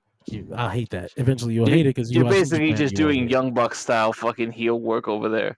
Which is honestly, if you want to get over as evil Westerners, then be evil Westerners, right? I mean, eventually, I mean, the Bullet Club thing was really like exaggerated. Like the point of it was to exaggerate the Western tropes, but yes. So I wouldn't want to go into that territory where it's almost parody. Like you want it to be real. You want some heat. But also, we're at the point now too where that like. You're not even unique for doing that because House of Torture is doing it. I was just thinking that they would have to team with House of Torture, which fucks it all up. Now you done fucked it all up.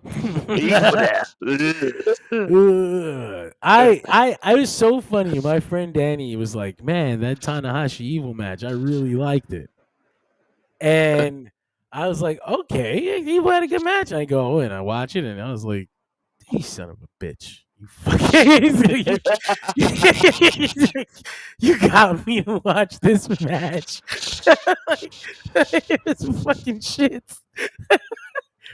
Anyway, wasn't that the one that was only like 7 minutes long? Yes.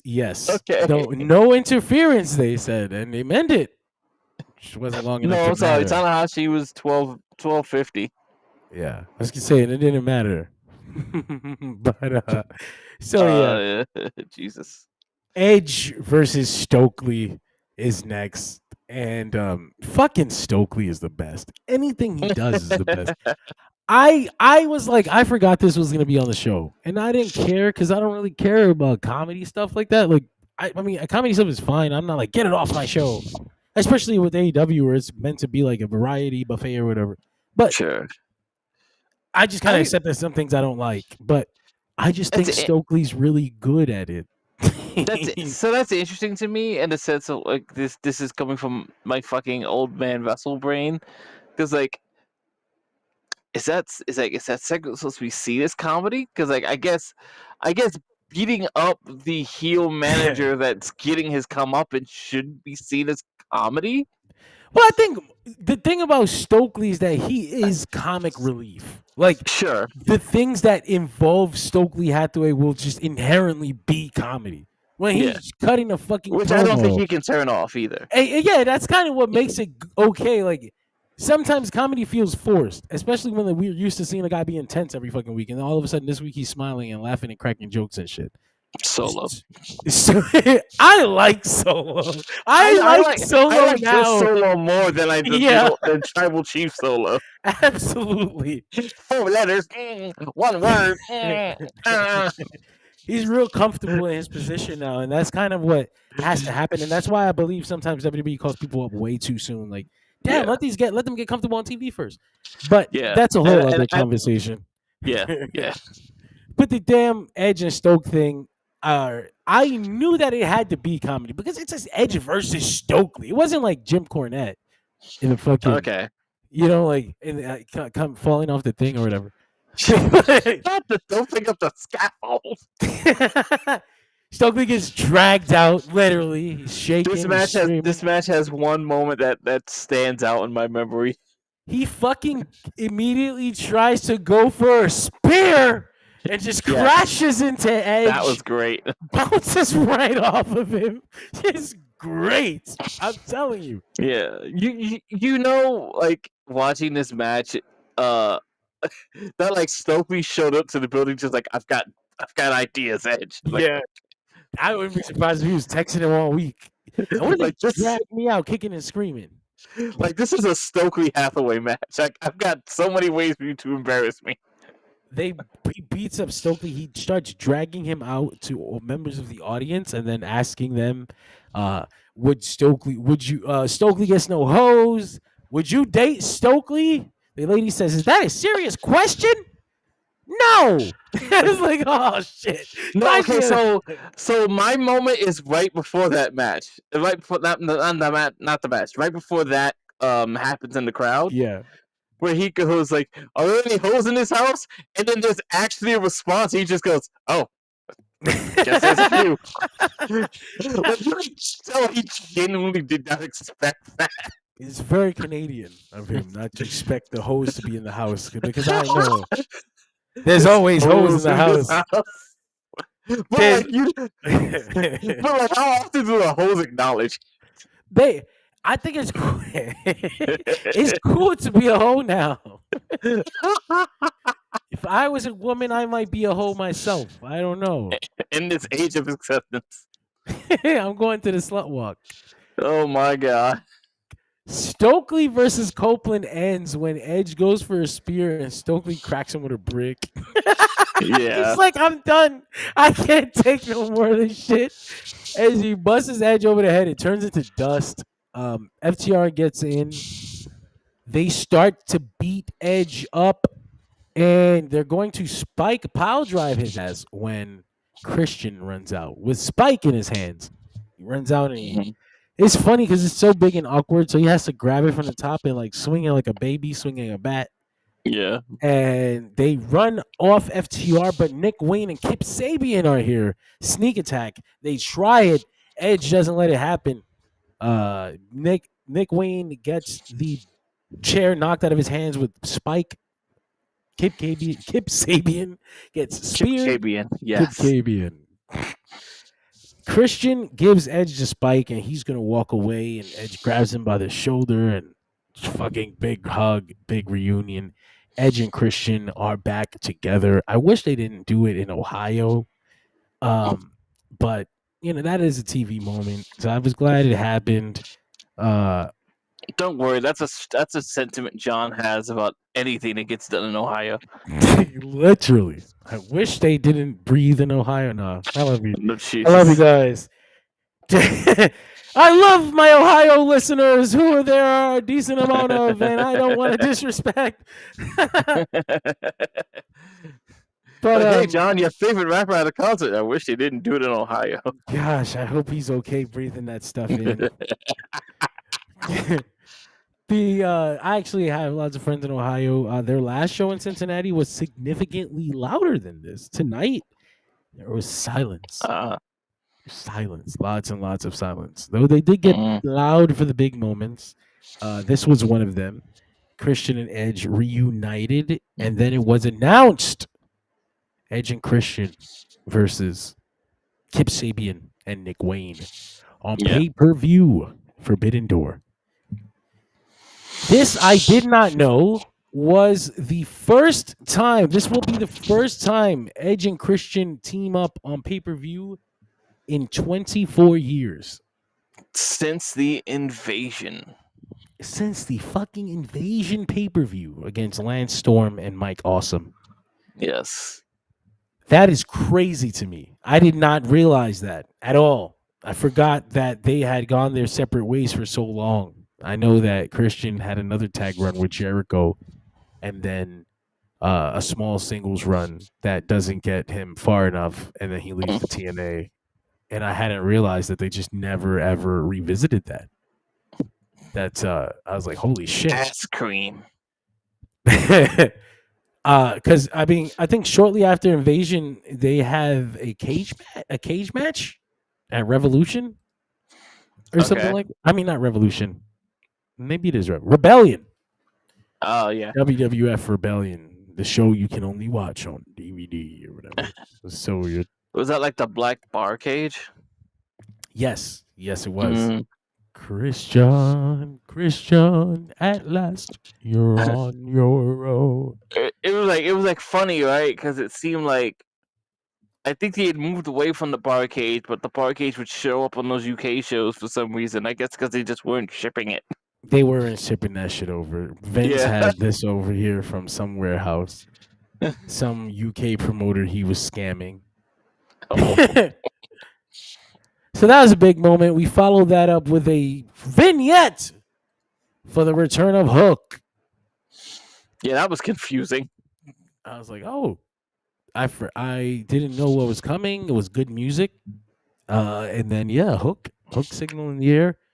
Hey, if you're going to return from injury, this is the way to do it. It's fucking Hook signal in the air. That's all you need. And the same night that Samoa Joe returns to action. So Hook, previously seen, has some issues with Joe. And I imagine that we're going to get a Hook Joe 2. And considering how much I liked Hook Joe 1, I am all the way here for it. Maybe you're 2 more suplexes. Maybe they stay the fuck away from that announcer's table this time, though, okay? So, Hiromu Takahashi will be the opponent for Kyle Fletcher at the AEW New Japan Pro Wrestling Forbidden Door pay-per-view. Mm-hmm. So much better than Tanahashi, which is what was being rumored. Oh, really? Long. Yeah. I suspect there was a switch there at the last minute. Somebody realized Tanahashi's old. Tanahashi is post G1. Tanahashi needs a break. Yeah. Lights out steel cage match. Yeah, seriously. Through the table, never to be seen again. It's one of those funny things, right? Where it's like he's in this fucking ridiculous hardcore match. Like, yeah, but there's 10 guys in it. It'd be very easy to hide him. It's very easy to kill him off too. Like, oh no, we did it through a table, and like how dastardly. It didn't have to be a power bomb. It's like a splash through a table, and he just doesn't get back up. She's dead. I want it to be the New Japan cage, by the way. It's like that Cage of Death cage. It's outside or whatever. And I say New Japan cage because they had it first. They've had that cage long before CZW. Yeah, but I all I can remember is Proud and Powerful falling through it. No, that's the other one. That's the AEW cage. That's the one that is up against the ring but kind of loose. Yeah. New Japan's cage is outside. Like it's the cage. Do you remember Cage of Death? You remember Ring of Honor versus CZW? Like the cage is like like you have enough space to leave the ring. Okay. It wasn't even, that was the weird part. It wasn't even the actual Cage of Death. Like they created some new shit. It's like bootleg. That had room for people to move around. Yeah. That's what New Japan has. And they did that for Will Ospreay's last match in the company. It was United Empire versus Bullet Club War Dogs. Okay. I don't remember that match, but I remember it happening, but I don't... on New Japan World. Okay. It was so good. It was so good. I'm pretty sure. Okay. I'm pretty sure 2 of United Empire didn't even walk out of that match. Like I'm pretty sure. Jesus. I'm fairly certain someone went down in injury and came back head wrapped. Was it Joe Maloney? It was the other one. The Callum Newman. Fuck, not Callum Newman. Callum is the Prince now. He's the bald dude, the thick one. He was like Polynesian Samoan. Fuck, man. I forgot his name. I know who you're talking about. Right? His name. Do you remember his name? It's It's on the boy. tip of my tongue, bro. This is fucked Yeah, up. yeah. I feel bad. I like that guy. I do. I like him so much. This is fucked up. But anyway, I haven't heard his name in a long time too. he That's the does. thing. He does like he gets his head busted the fuck open and like shoot. Yeah, he comes And back then- wrapped, right? Yeah. I was like, Yeah. this is fucking awesome. But yeah, they're gonna be running that shit in Europe. So here's the hoping. Anyway, Okay. Hiromu Takahashi teaming with Brody King, Hologram, and Ishii versus Kyle Fletcher, Josh Alexander, and the Young Bucks, who, once again, were not giving their entrance. In fact, they got Spite Pyro, and they got their old backyard tag team names on a graphic Mm-hmm. just to disrespect them. And they've had enough, so they killed Justin Roberts. And you know what? Henare. Henare! Fuck! He was on the tip of my tongue. But yeah, the Young Bucks, they had enough of Justin Roberts' shit. They double super kicked his ass. And I was like, you know what? Understandable. But they were fined $10K each mid-match. Like, oh Okay. shit. That leads to the match, which was really good. The match. The thing about this match is that Hologram was on the other team, so I knew they couldn't lose. I was like, Is Hologram Hologram- undefeated? completely undefeated his entire AEW Okay. career. I was like, when I noticed it, I was like, what the fuck? Actually, he has taken one pinfall in AEW, but it was in a 2 out of 3 falls match with Beast Mortos. So technically, he didn't lose the match. No, he did not. It's a great fucking match too. I think though I saw it. I was there. I don't think they. I think he got injured though. I think he like it was good. Oh and then no! we didn't see Hologram again for months. And then he came back with a new outfit. Yeah, I love him. I really like Hologram. I Hmm. like the fucking glowing thing. I like the H. I like that he's such a good luchador. Because he's fucking Classically great. trained. He's great. Thankfully, he's a real luchador. I mean, if you're gonna Yeah, give yeah. a new lucha gimmick to somebody, thankfully it's a luchador. It's a fucking luchador. Not just some guy. Who are you to doubt Mr. JL? Fuck, Greg. You reminded me of the other dude, JL Chico. In New York indie scene. He was a really old man. He was like a don't know really this, old wrestling man. He might be dead now. I'm not shit. sure. Shit, I John. don't want to look it up. This match was really good. Hiromu Takahashi gets the pin on I can't remember who in the end. But he does get the pin. He does look good. It And wasn't on Poto? It was on Josh Alexander. Oh, okay. But he will be getting a match against Kyle Fletcher at the pay-per-view. Time Bomb 2.0 or some shit. I was like, holy shit. Like, Takahashi versus Kyle Fletcher is that's incredible. I'm down. Let's go. Yeah. Kyle I think Fletcher. there was some comment on their social media alluding to Takahashi moving to the heavyweight division. Yeah, that had been the goal for him, right? He had said that in promos and shit. Yeah. It's time. So They also need they were talking about like heavyweights. Time Bomb 2.0 that like it's Hiromu's attempt to attack the heavyweights. I was like, oh. He's not winning Oh, this dear. match. But No, I think Kyle's very protected at this point. his star is so on the rise. I can't. I hate just his, remember. hate his dumb little pose.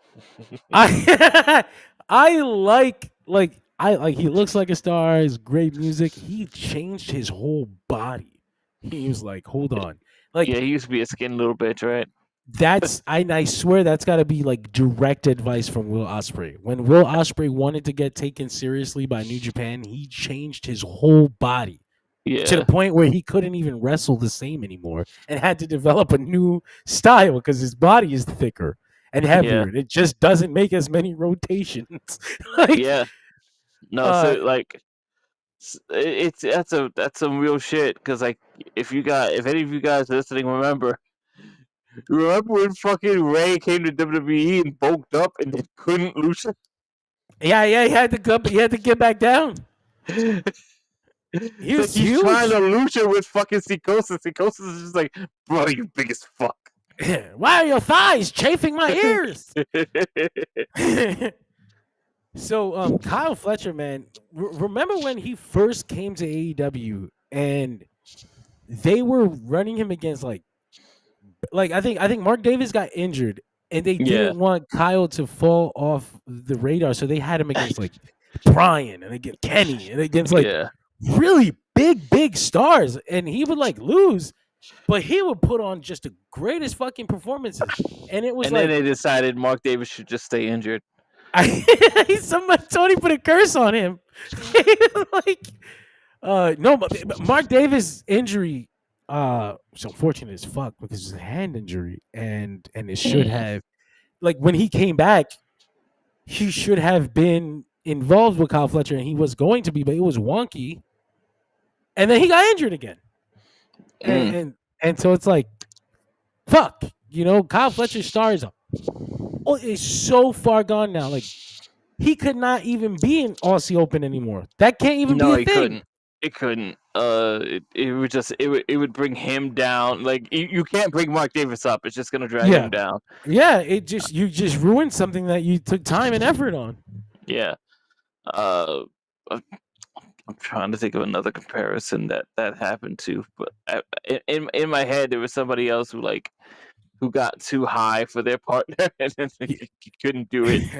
I'm trying to remember. Damn it, I lost it.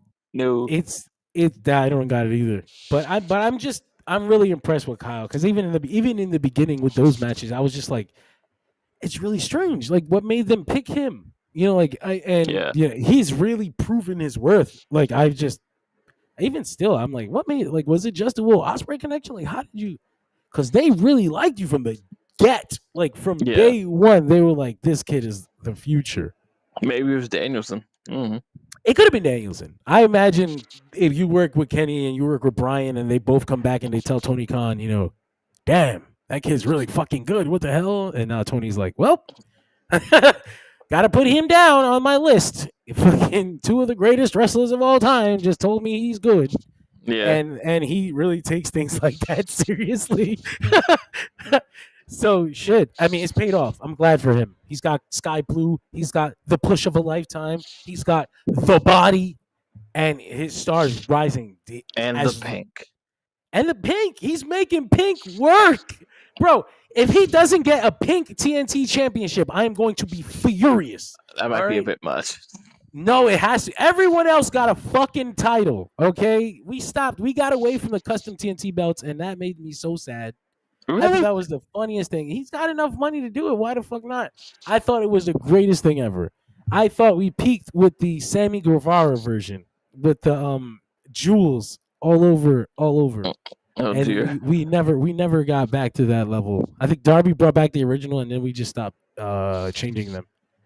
But give Kyle Fletcher a pink championship movement. I'm starting it now. Anyway, good on him. Good on him. I hope he stays healthy. I really want to see where he is 1 year from now because that dude. He's not trying to. No, he's not. He fucking wrestles like the body isn't his. Like being a Will Ospreay disciple clearly has pros and cons. Like, and he's like, and Will, when do we learn to slow down? Oh, that class isn't in this curriculum. I didn't see that. That's not on the list. Ricky Bobby only goes fast. Essentially. So yeah, after this, they announced they just dropped these big ass matches. I've never seen them do that before. They usually make a big deal to have the segment and then the match is announced. Yeah. But they did all this, and then at the end of the show, Tony Schiavone grabs the mic and he's like, Adam Copeland and Christian Cage versus Kip Sabian and Nick Wayne. And the lights out steel cage match. They just filled in all the holes. Kenny, Ibushi, Tanahashi, Abe Kidd, who's like, what was the fucking Renee Paquette segment that they couldn't get started?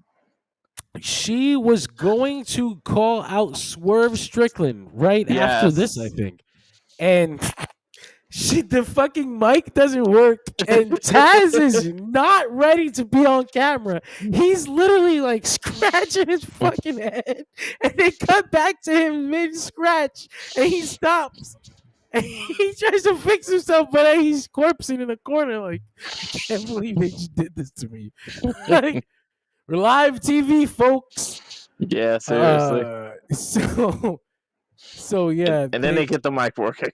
they get the mic working. Swerve comes out, and he doesn't get to say much before Okada comes out. And ever since Okada has won the Unified Championship, it has been serious Okada. He's not. He's not. He call you a bitch, and he's saying, "What the fuck are you gonna do about it?" But he hasn't been part of Young Buck shenanigans, and they are still associated with him though. Like, actually, the reason why he's feuding with Swerve is because he cost the Young Bucks their fucking titles, their EVP titles, and Okada say, "Hey, what the fuck? There goes all my influence." like, I will beat the shit out of you. What did you think this was, a game? I'm not smiling no more. You took away my fucking EVPs. So that's gonna be a great match. Also at this pay per view, Yeah. Nigel versus Zack Sabre Jr. a possibility. What the fuck? When Okay. did this card become so many? That's like Nigel has to win a 4-way, right? He does, but he's the Yeah. only person in the 4-way who seems like a viable contender. And he's a commentary guy. Take that as you will. I like Lee Moriarty. I like Lee Moriarty. I don't believe Lee Moriarty's going to be in the IWGP World Championship. I don't believe any of them could. Nigel McGuinness in the United Kingdom. It is what it is. Yeah, versus Zack Sabre Jr. of all people. That's the most British wrestling match in a long time. No, okay, in a long time. So not ever. There's we can have literal world of sports. I was gonna say we could add rounds, then it will be British. If Nigel gets announced as the guy, then you might as well. Like, it's full on anyway. Just rounds match? Just rounds. Do the whole world of sports thing. Oh my god, do you remember sitting through that for Nigel and Colt Cabana? Please. And an entire room of New Yorkers just being fucking confused. What the fuck is this shit? We had the main event of the night, which was the Ops defeating La Faction Ingobernables to retain the AEW Trios Championship. What an odd choice of main event. It's because it was Samoa Joe's return, but I was like, I forgot that he was like, I don't remember. Not even that I forgot. I'm not sure that I knew that Samoa he was even on the show was coming back tonight. Yeah. I think the match ended and he's posing, and I realized, when the fuck did Samoa Joe get here? Like, weren't you just shooting Twisted Metal? Show's out. It already dropped. They're retained, and they're just posing to end the show. And I'm like, what in the WWF Superstars is this? Yeah. Like, it's so weird. And they closed the show. It reminded me of the old days where they would talk about like the reason WCW was winning in the beginning, where it's just like the final segment of Nitro is fucking like Hogan and Luger, and the final segment of Raw is fucking LOD versus two fucking bullshit tag team. They did try to, like, the show ends with the world champion, knocked out in the parking lot. But I thought it wasn't enough of a beatdown to end the show. I was like, oh, it's a little thing. But also, just like there's so many beatdowns. There's a lot of beatdowns. They happen all the time. So it's like, you didn't need to end the show with that. But it is what it is. That was Dynamite, though. Good show. I had fun. I thought it was interesting to end to have the main event be like a trios tag team championship match. But yeah. Besides that, with like the least popular luchador in wrestling right now. I like Roosh. I think Roosh is great. I can't ever. Not everyone. I just has great matches. I don't know. He's a dick, but so are a lot of your favorite wrestlers. Like, that's just the nature of the business, big dog. Yeah, yeah. He had kind of been bothered that AEW didn't have him on the CMLL cards, but I don't think that was their choice. I don't think they have any control over that. Doesn't he have beef with them? I think he's got beef with a lot of people. I was gonna say, doesn't he have beef with both AAA and CMLL? As I heard, yeah, that's why he's Yeah. here. That's why he was in Ring of Honor, trying to get his brother and his father and everybody a job when he was there. Yeah. Remember that shit? Remember his dad? fucking Pantera or whatever. Yeah.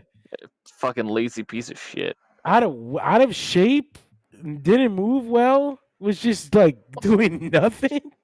But he had them paying his ass. I remember watching him in the tag match. I was like, this piece.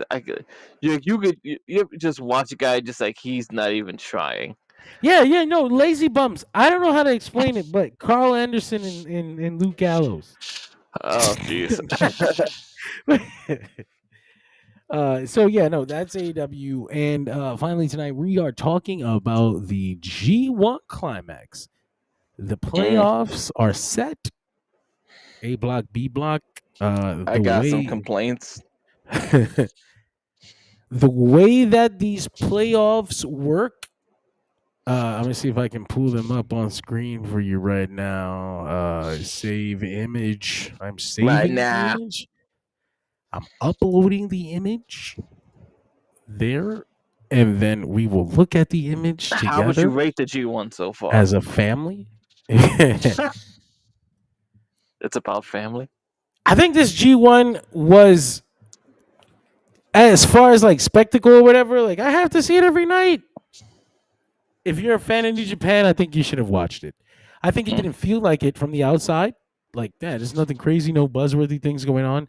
But if you're a real fan of like New Japan and you're interested in the future of the company and where it's going, and is it going to be okay? Is it going to get eaten up?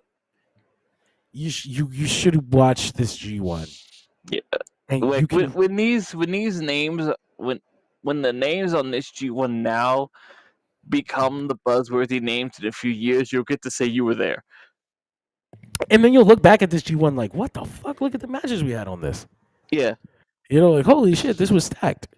But they're just not there yet, which is great. This was like a really, really seminal moment in New Japan's like fucking trajectory for the future. Yeah. Like, you could see the young wrestlers step up. Like, you could feel the desperation. You could, like, there must have been a rah-rah speech from Tanahashi before this fucking G1 in the locker room. Like, we need to save the future. Like, you know, like something fucking epic that only Tanahashi can give them, because it really felt like a new energy. Like but also like, you know, you've got to tell them as Tanahashi that like this is it for me. I can't back these up anymore. I won't be here next year. Yeah. So it's up to you to take this from me. I am giving you my lion spirit, all of you. And I feel like he genuinely gave it to all of them. And it's crazy because when I saw the lineup, I was like, Yoshihashi. I'm kidding.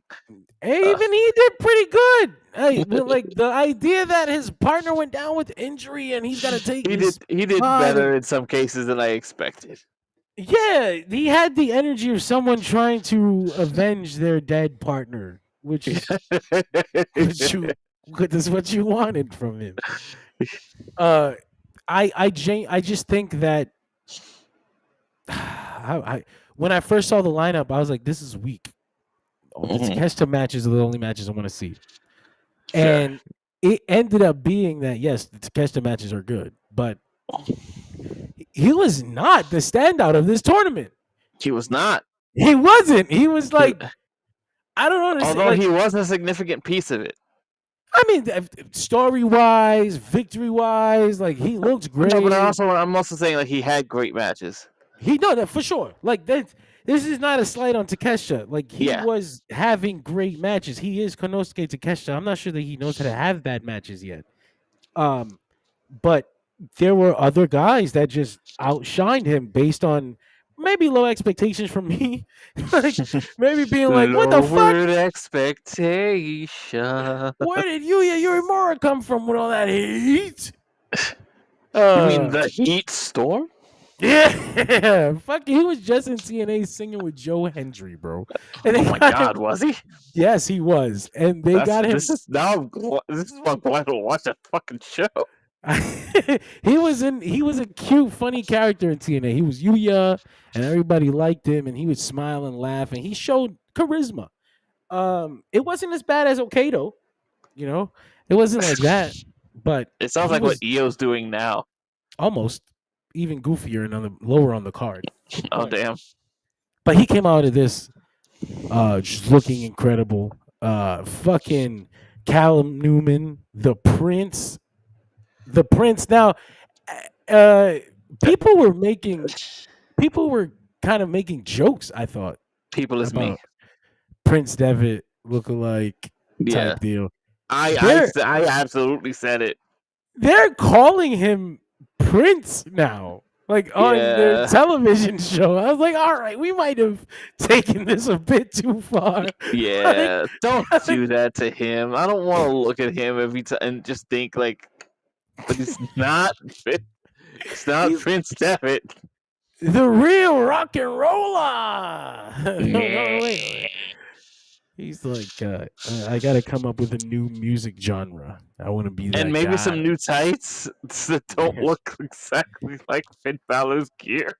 And maybe bulk up. Maybe maybe we get a little Maybe. thicker. Maybe, you know, look at Ola is right there with that big ass chest. Go work out with Oiwa. Oleg Bolton. Oi, He was an interesting watch. I like Oleg. Like I think he's so fucking interesting. Like you said, he's so raw. Like there's something very raw about him. Like it's still a very malleable piece of malleable piece of clay. It's very interesting. I like his color. I think I can't don't wait like to the see- finish. That's what I mean. Like there's still things he has to work on, but like he's going to be great. Like I Yeah. really like him, and I hope he doesn't come to America for a long time. Yeah. Like stay in Japan, refine yourself, find that big impact finish. Was he raised there or did he just learn the language? Either one would impress me. Fair enough. honestly.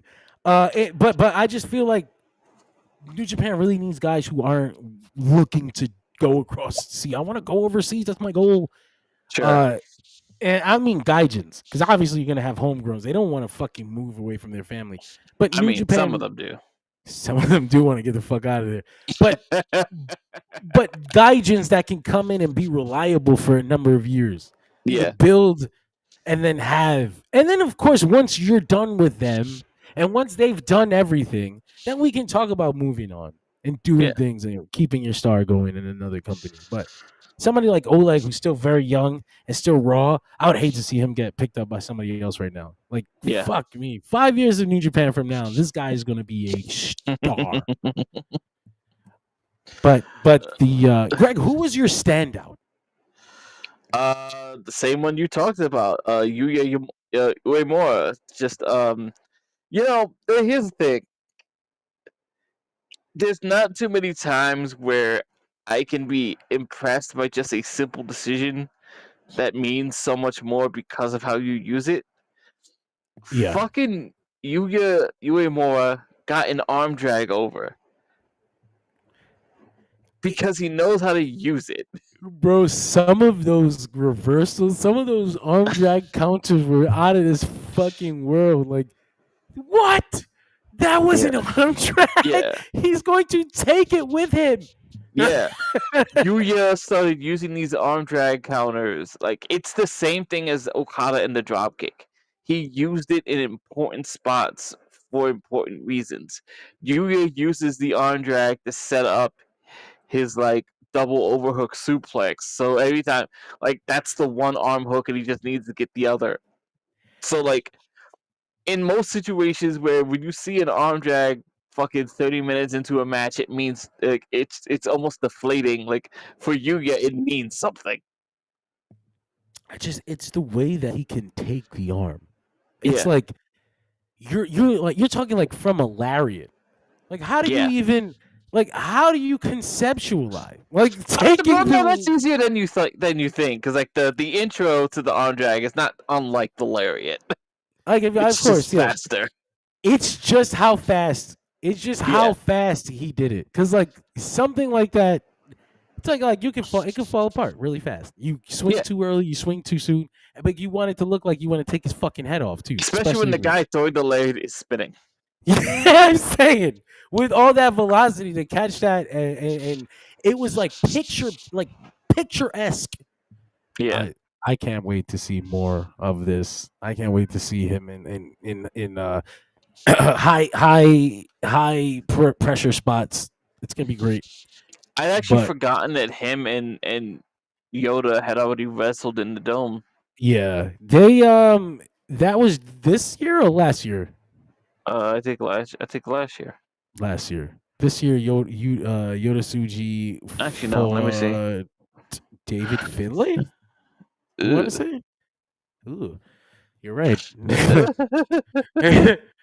Anyway, but we to talk about who made it into the playoffs.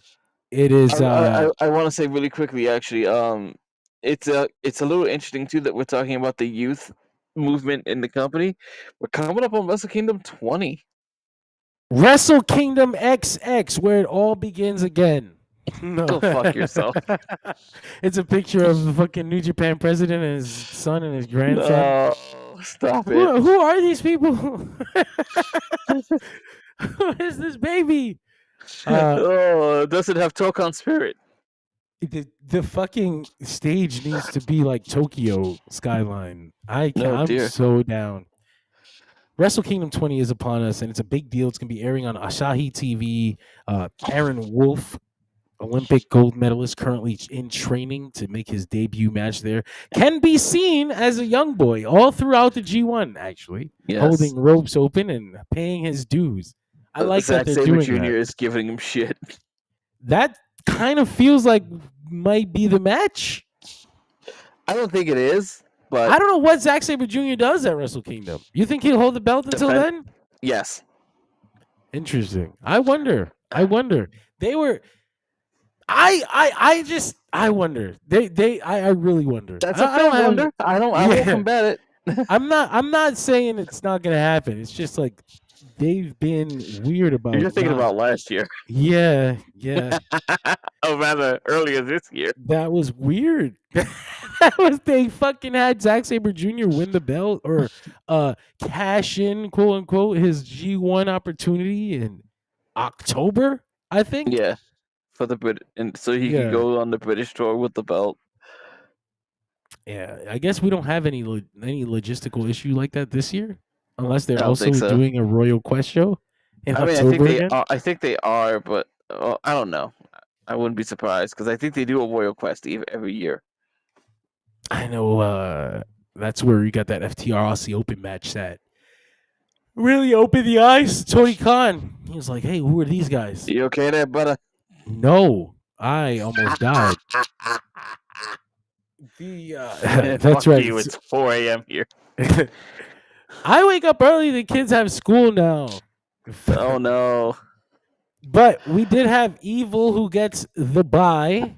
And Ugh. he will be he will face the winner of Shooter Umino against Yoda Tsuji. Yeah. This is an interesting matchup here because Shooter was in the spot that they're about to put, or was going to get the spot that they're about to put. I think they're about to put Tsuji in. Yeah. And he's definitely about to lose. Like I feel he's about to lose. This Tsuji will end up moving up to face Evil In a few hours, believe. Yeah. I also believe Tsuji's going all the way to the finals. I agree. And then on the other bracket, we have Zack Sabre Jr., world champion, getting the bye. He will face the winner of David Finlay versus Konosuke Takeshita. And this is where it gets interesting Go for it. Takeshita already faced and lost to Zack Sabre Jr. in the G1 a few weeks ago. Tournament proper, yeah.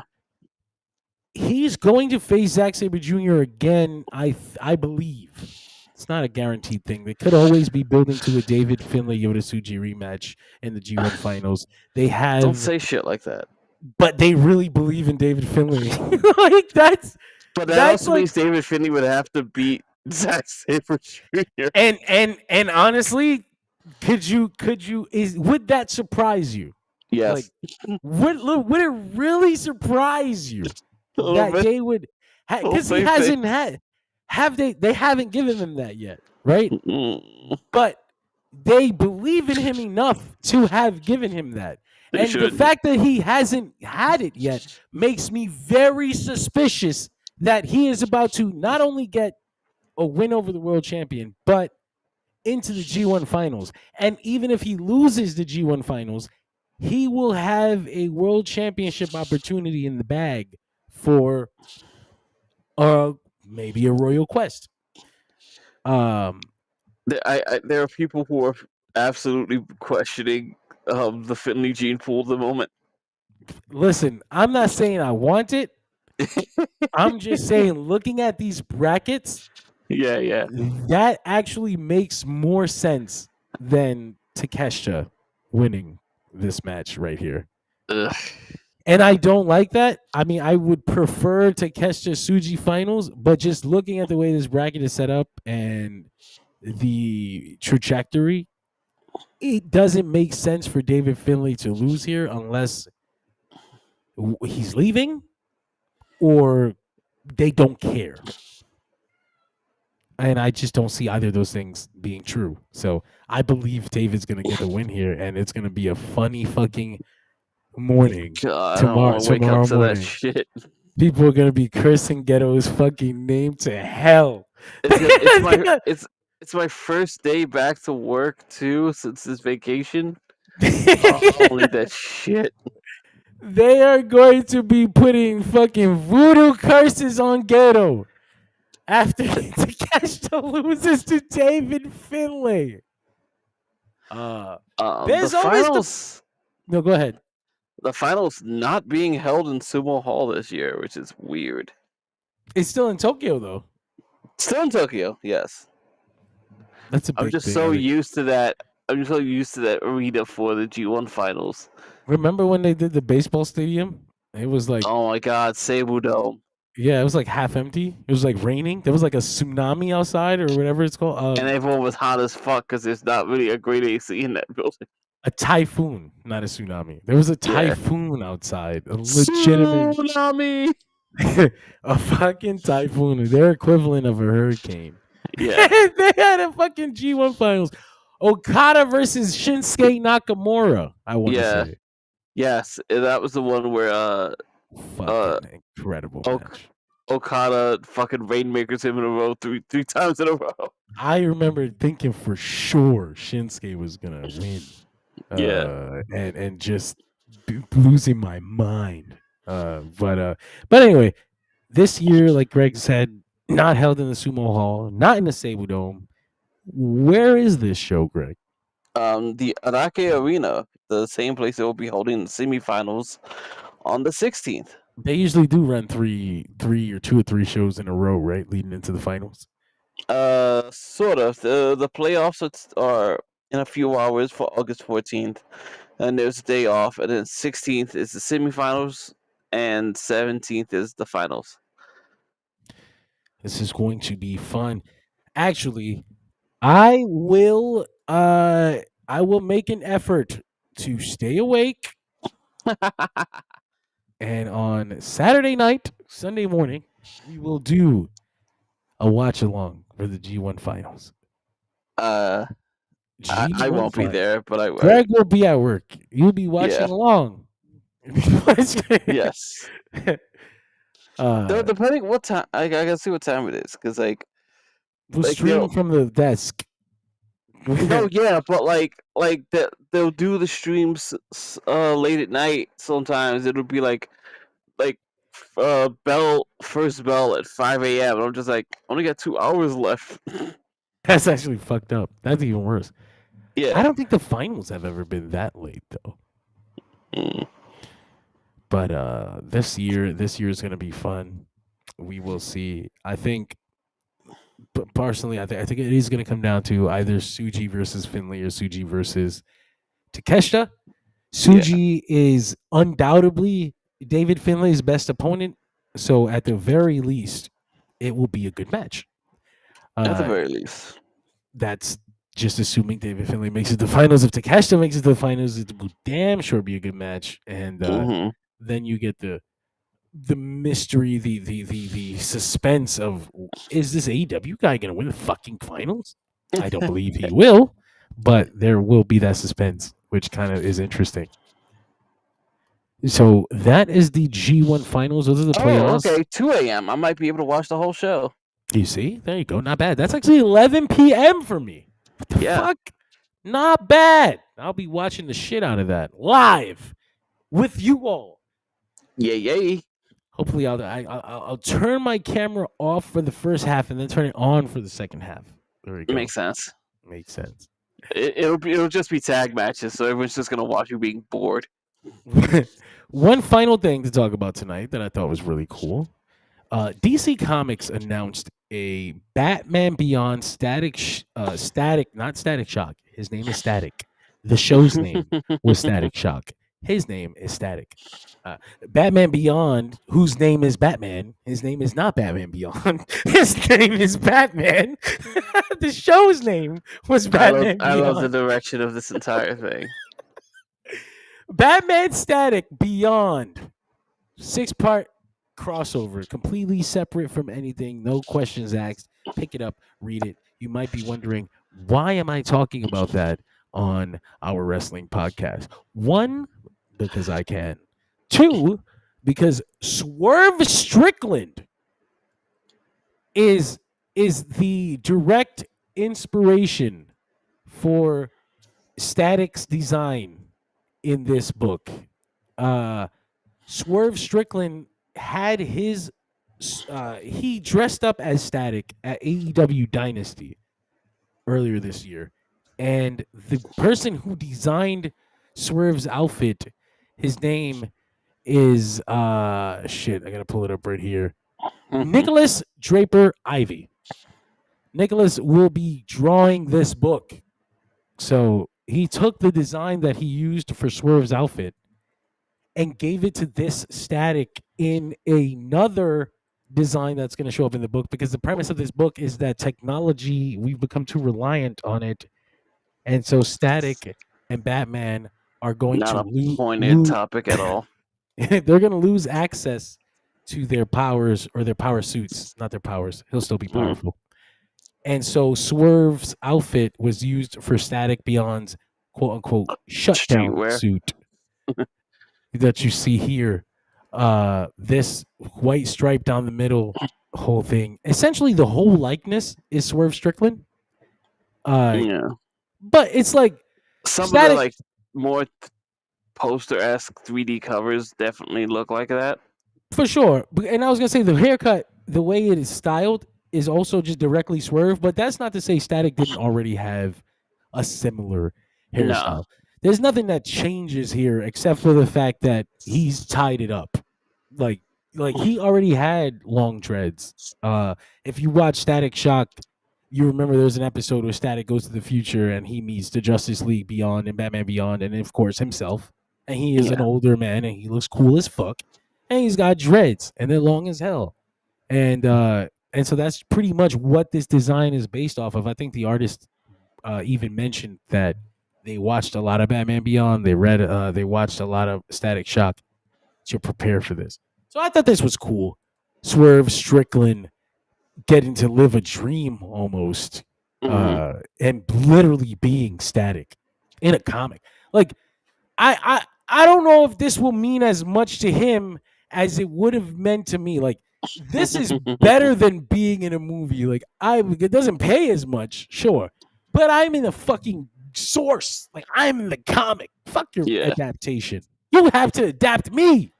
Like, that's so much cooler than actually being in a movie, but it is what it is. Cool stuff, I swear. I will be picking that book up. It's funny So because it does go in that direction sometimes. yeah, it does. No, but it's so funny because they announced Batman Static, and you can ask Greg. I was already excited. I was like, "This is great! I can't wait to read this." I didn't even know that this was based on Swerve's look until hours after. So it's like a double layer. Like, oh shit! No, I Yeah. got to pick this up. This is great. AEW's relationship with WB has led to some really interesting stuff with DC Comics, and this is just a continuation of that. I don't think that it's like a legal thing, like AEW and DC have to do these things. I think it's just like a bunch of things that happen to be possible, like because of this relationship.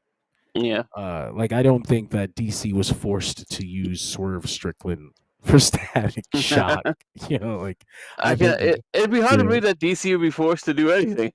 that- well, you know, they got a weird guy in charge of everything ever. So yeah, Oh, David that's Zaslav. yeah. Fair. But that'd be funny.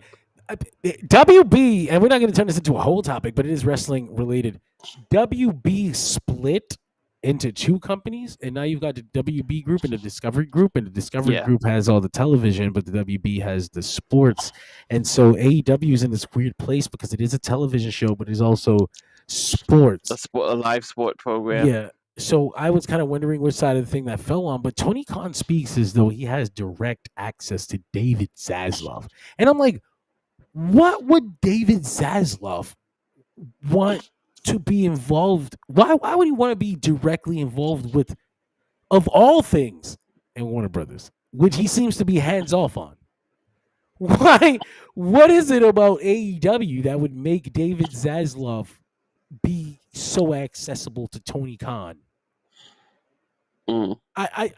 It's like he hires people to make studio decisions. Like he doesn't even make the big studio decisions. Like he's got that guy, what's it, Mike and Abby or whatever their names are that run the movies, and then he's got James Gunn that runs DC, and these people run things without his input until something goes wrong, and he sends a note down and goes, "Hey, look at my dick, it's so big, do what I say." Hey, don't release this. Throw that movie away. It's made, sir. Hey, take Tax- this off the Tax write-off. Take this off the app. Roger says fake news. I'm not even sure what he's talking about. You look like the type of guy who would just randomly say that. Okay.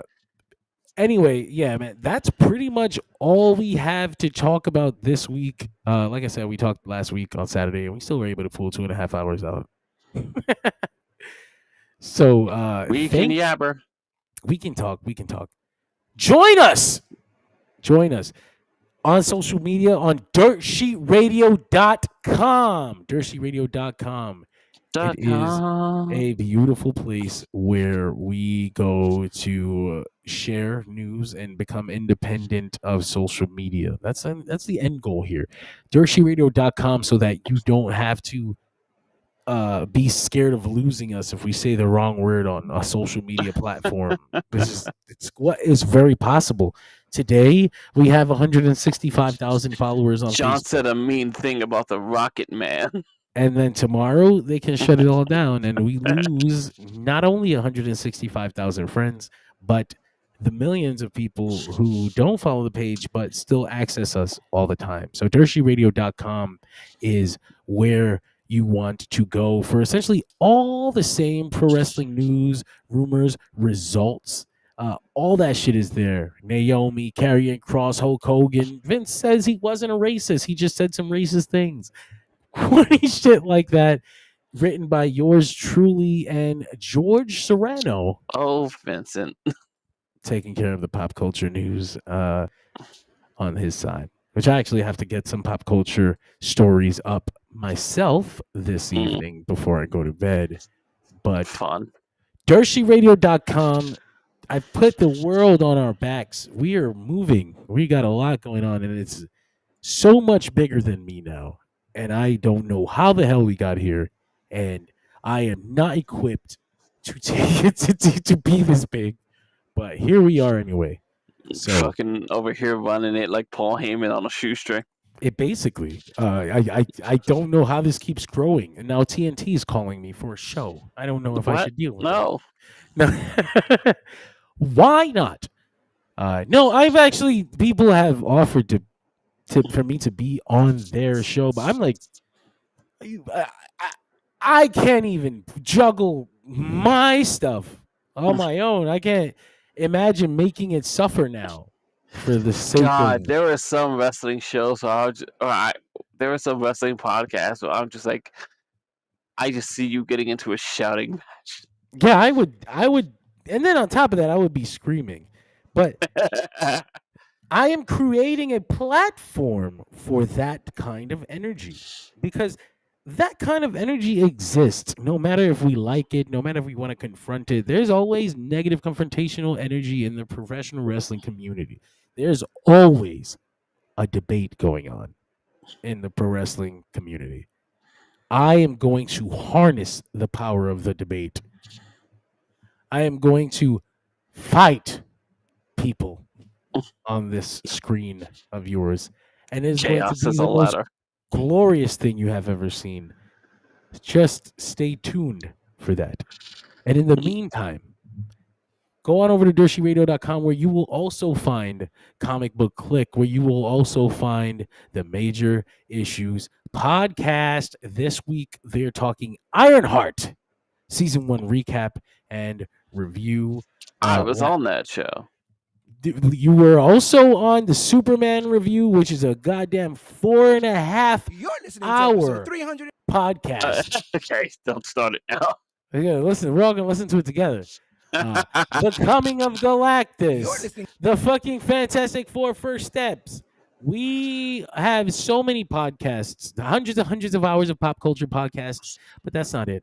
Of course, if you're listening to us, then you already know Dirt Sheet Radio. We are on episode 206. That's 206 times 2. That is at least 400 hours of Jeez. audio content for pro wrestling. At least. I would suggest going back to listen to the CM Punk episode.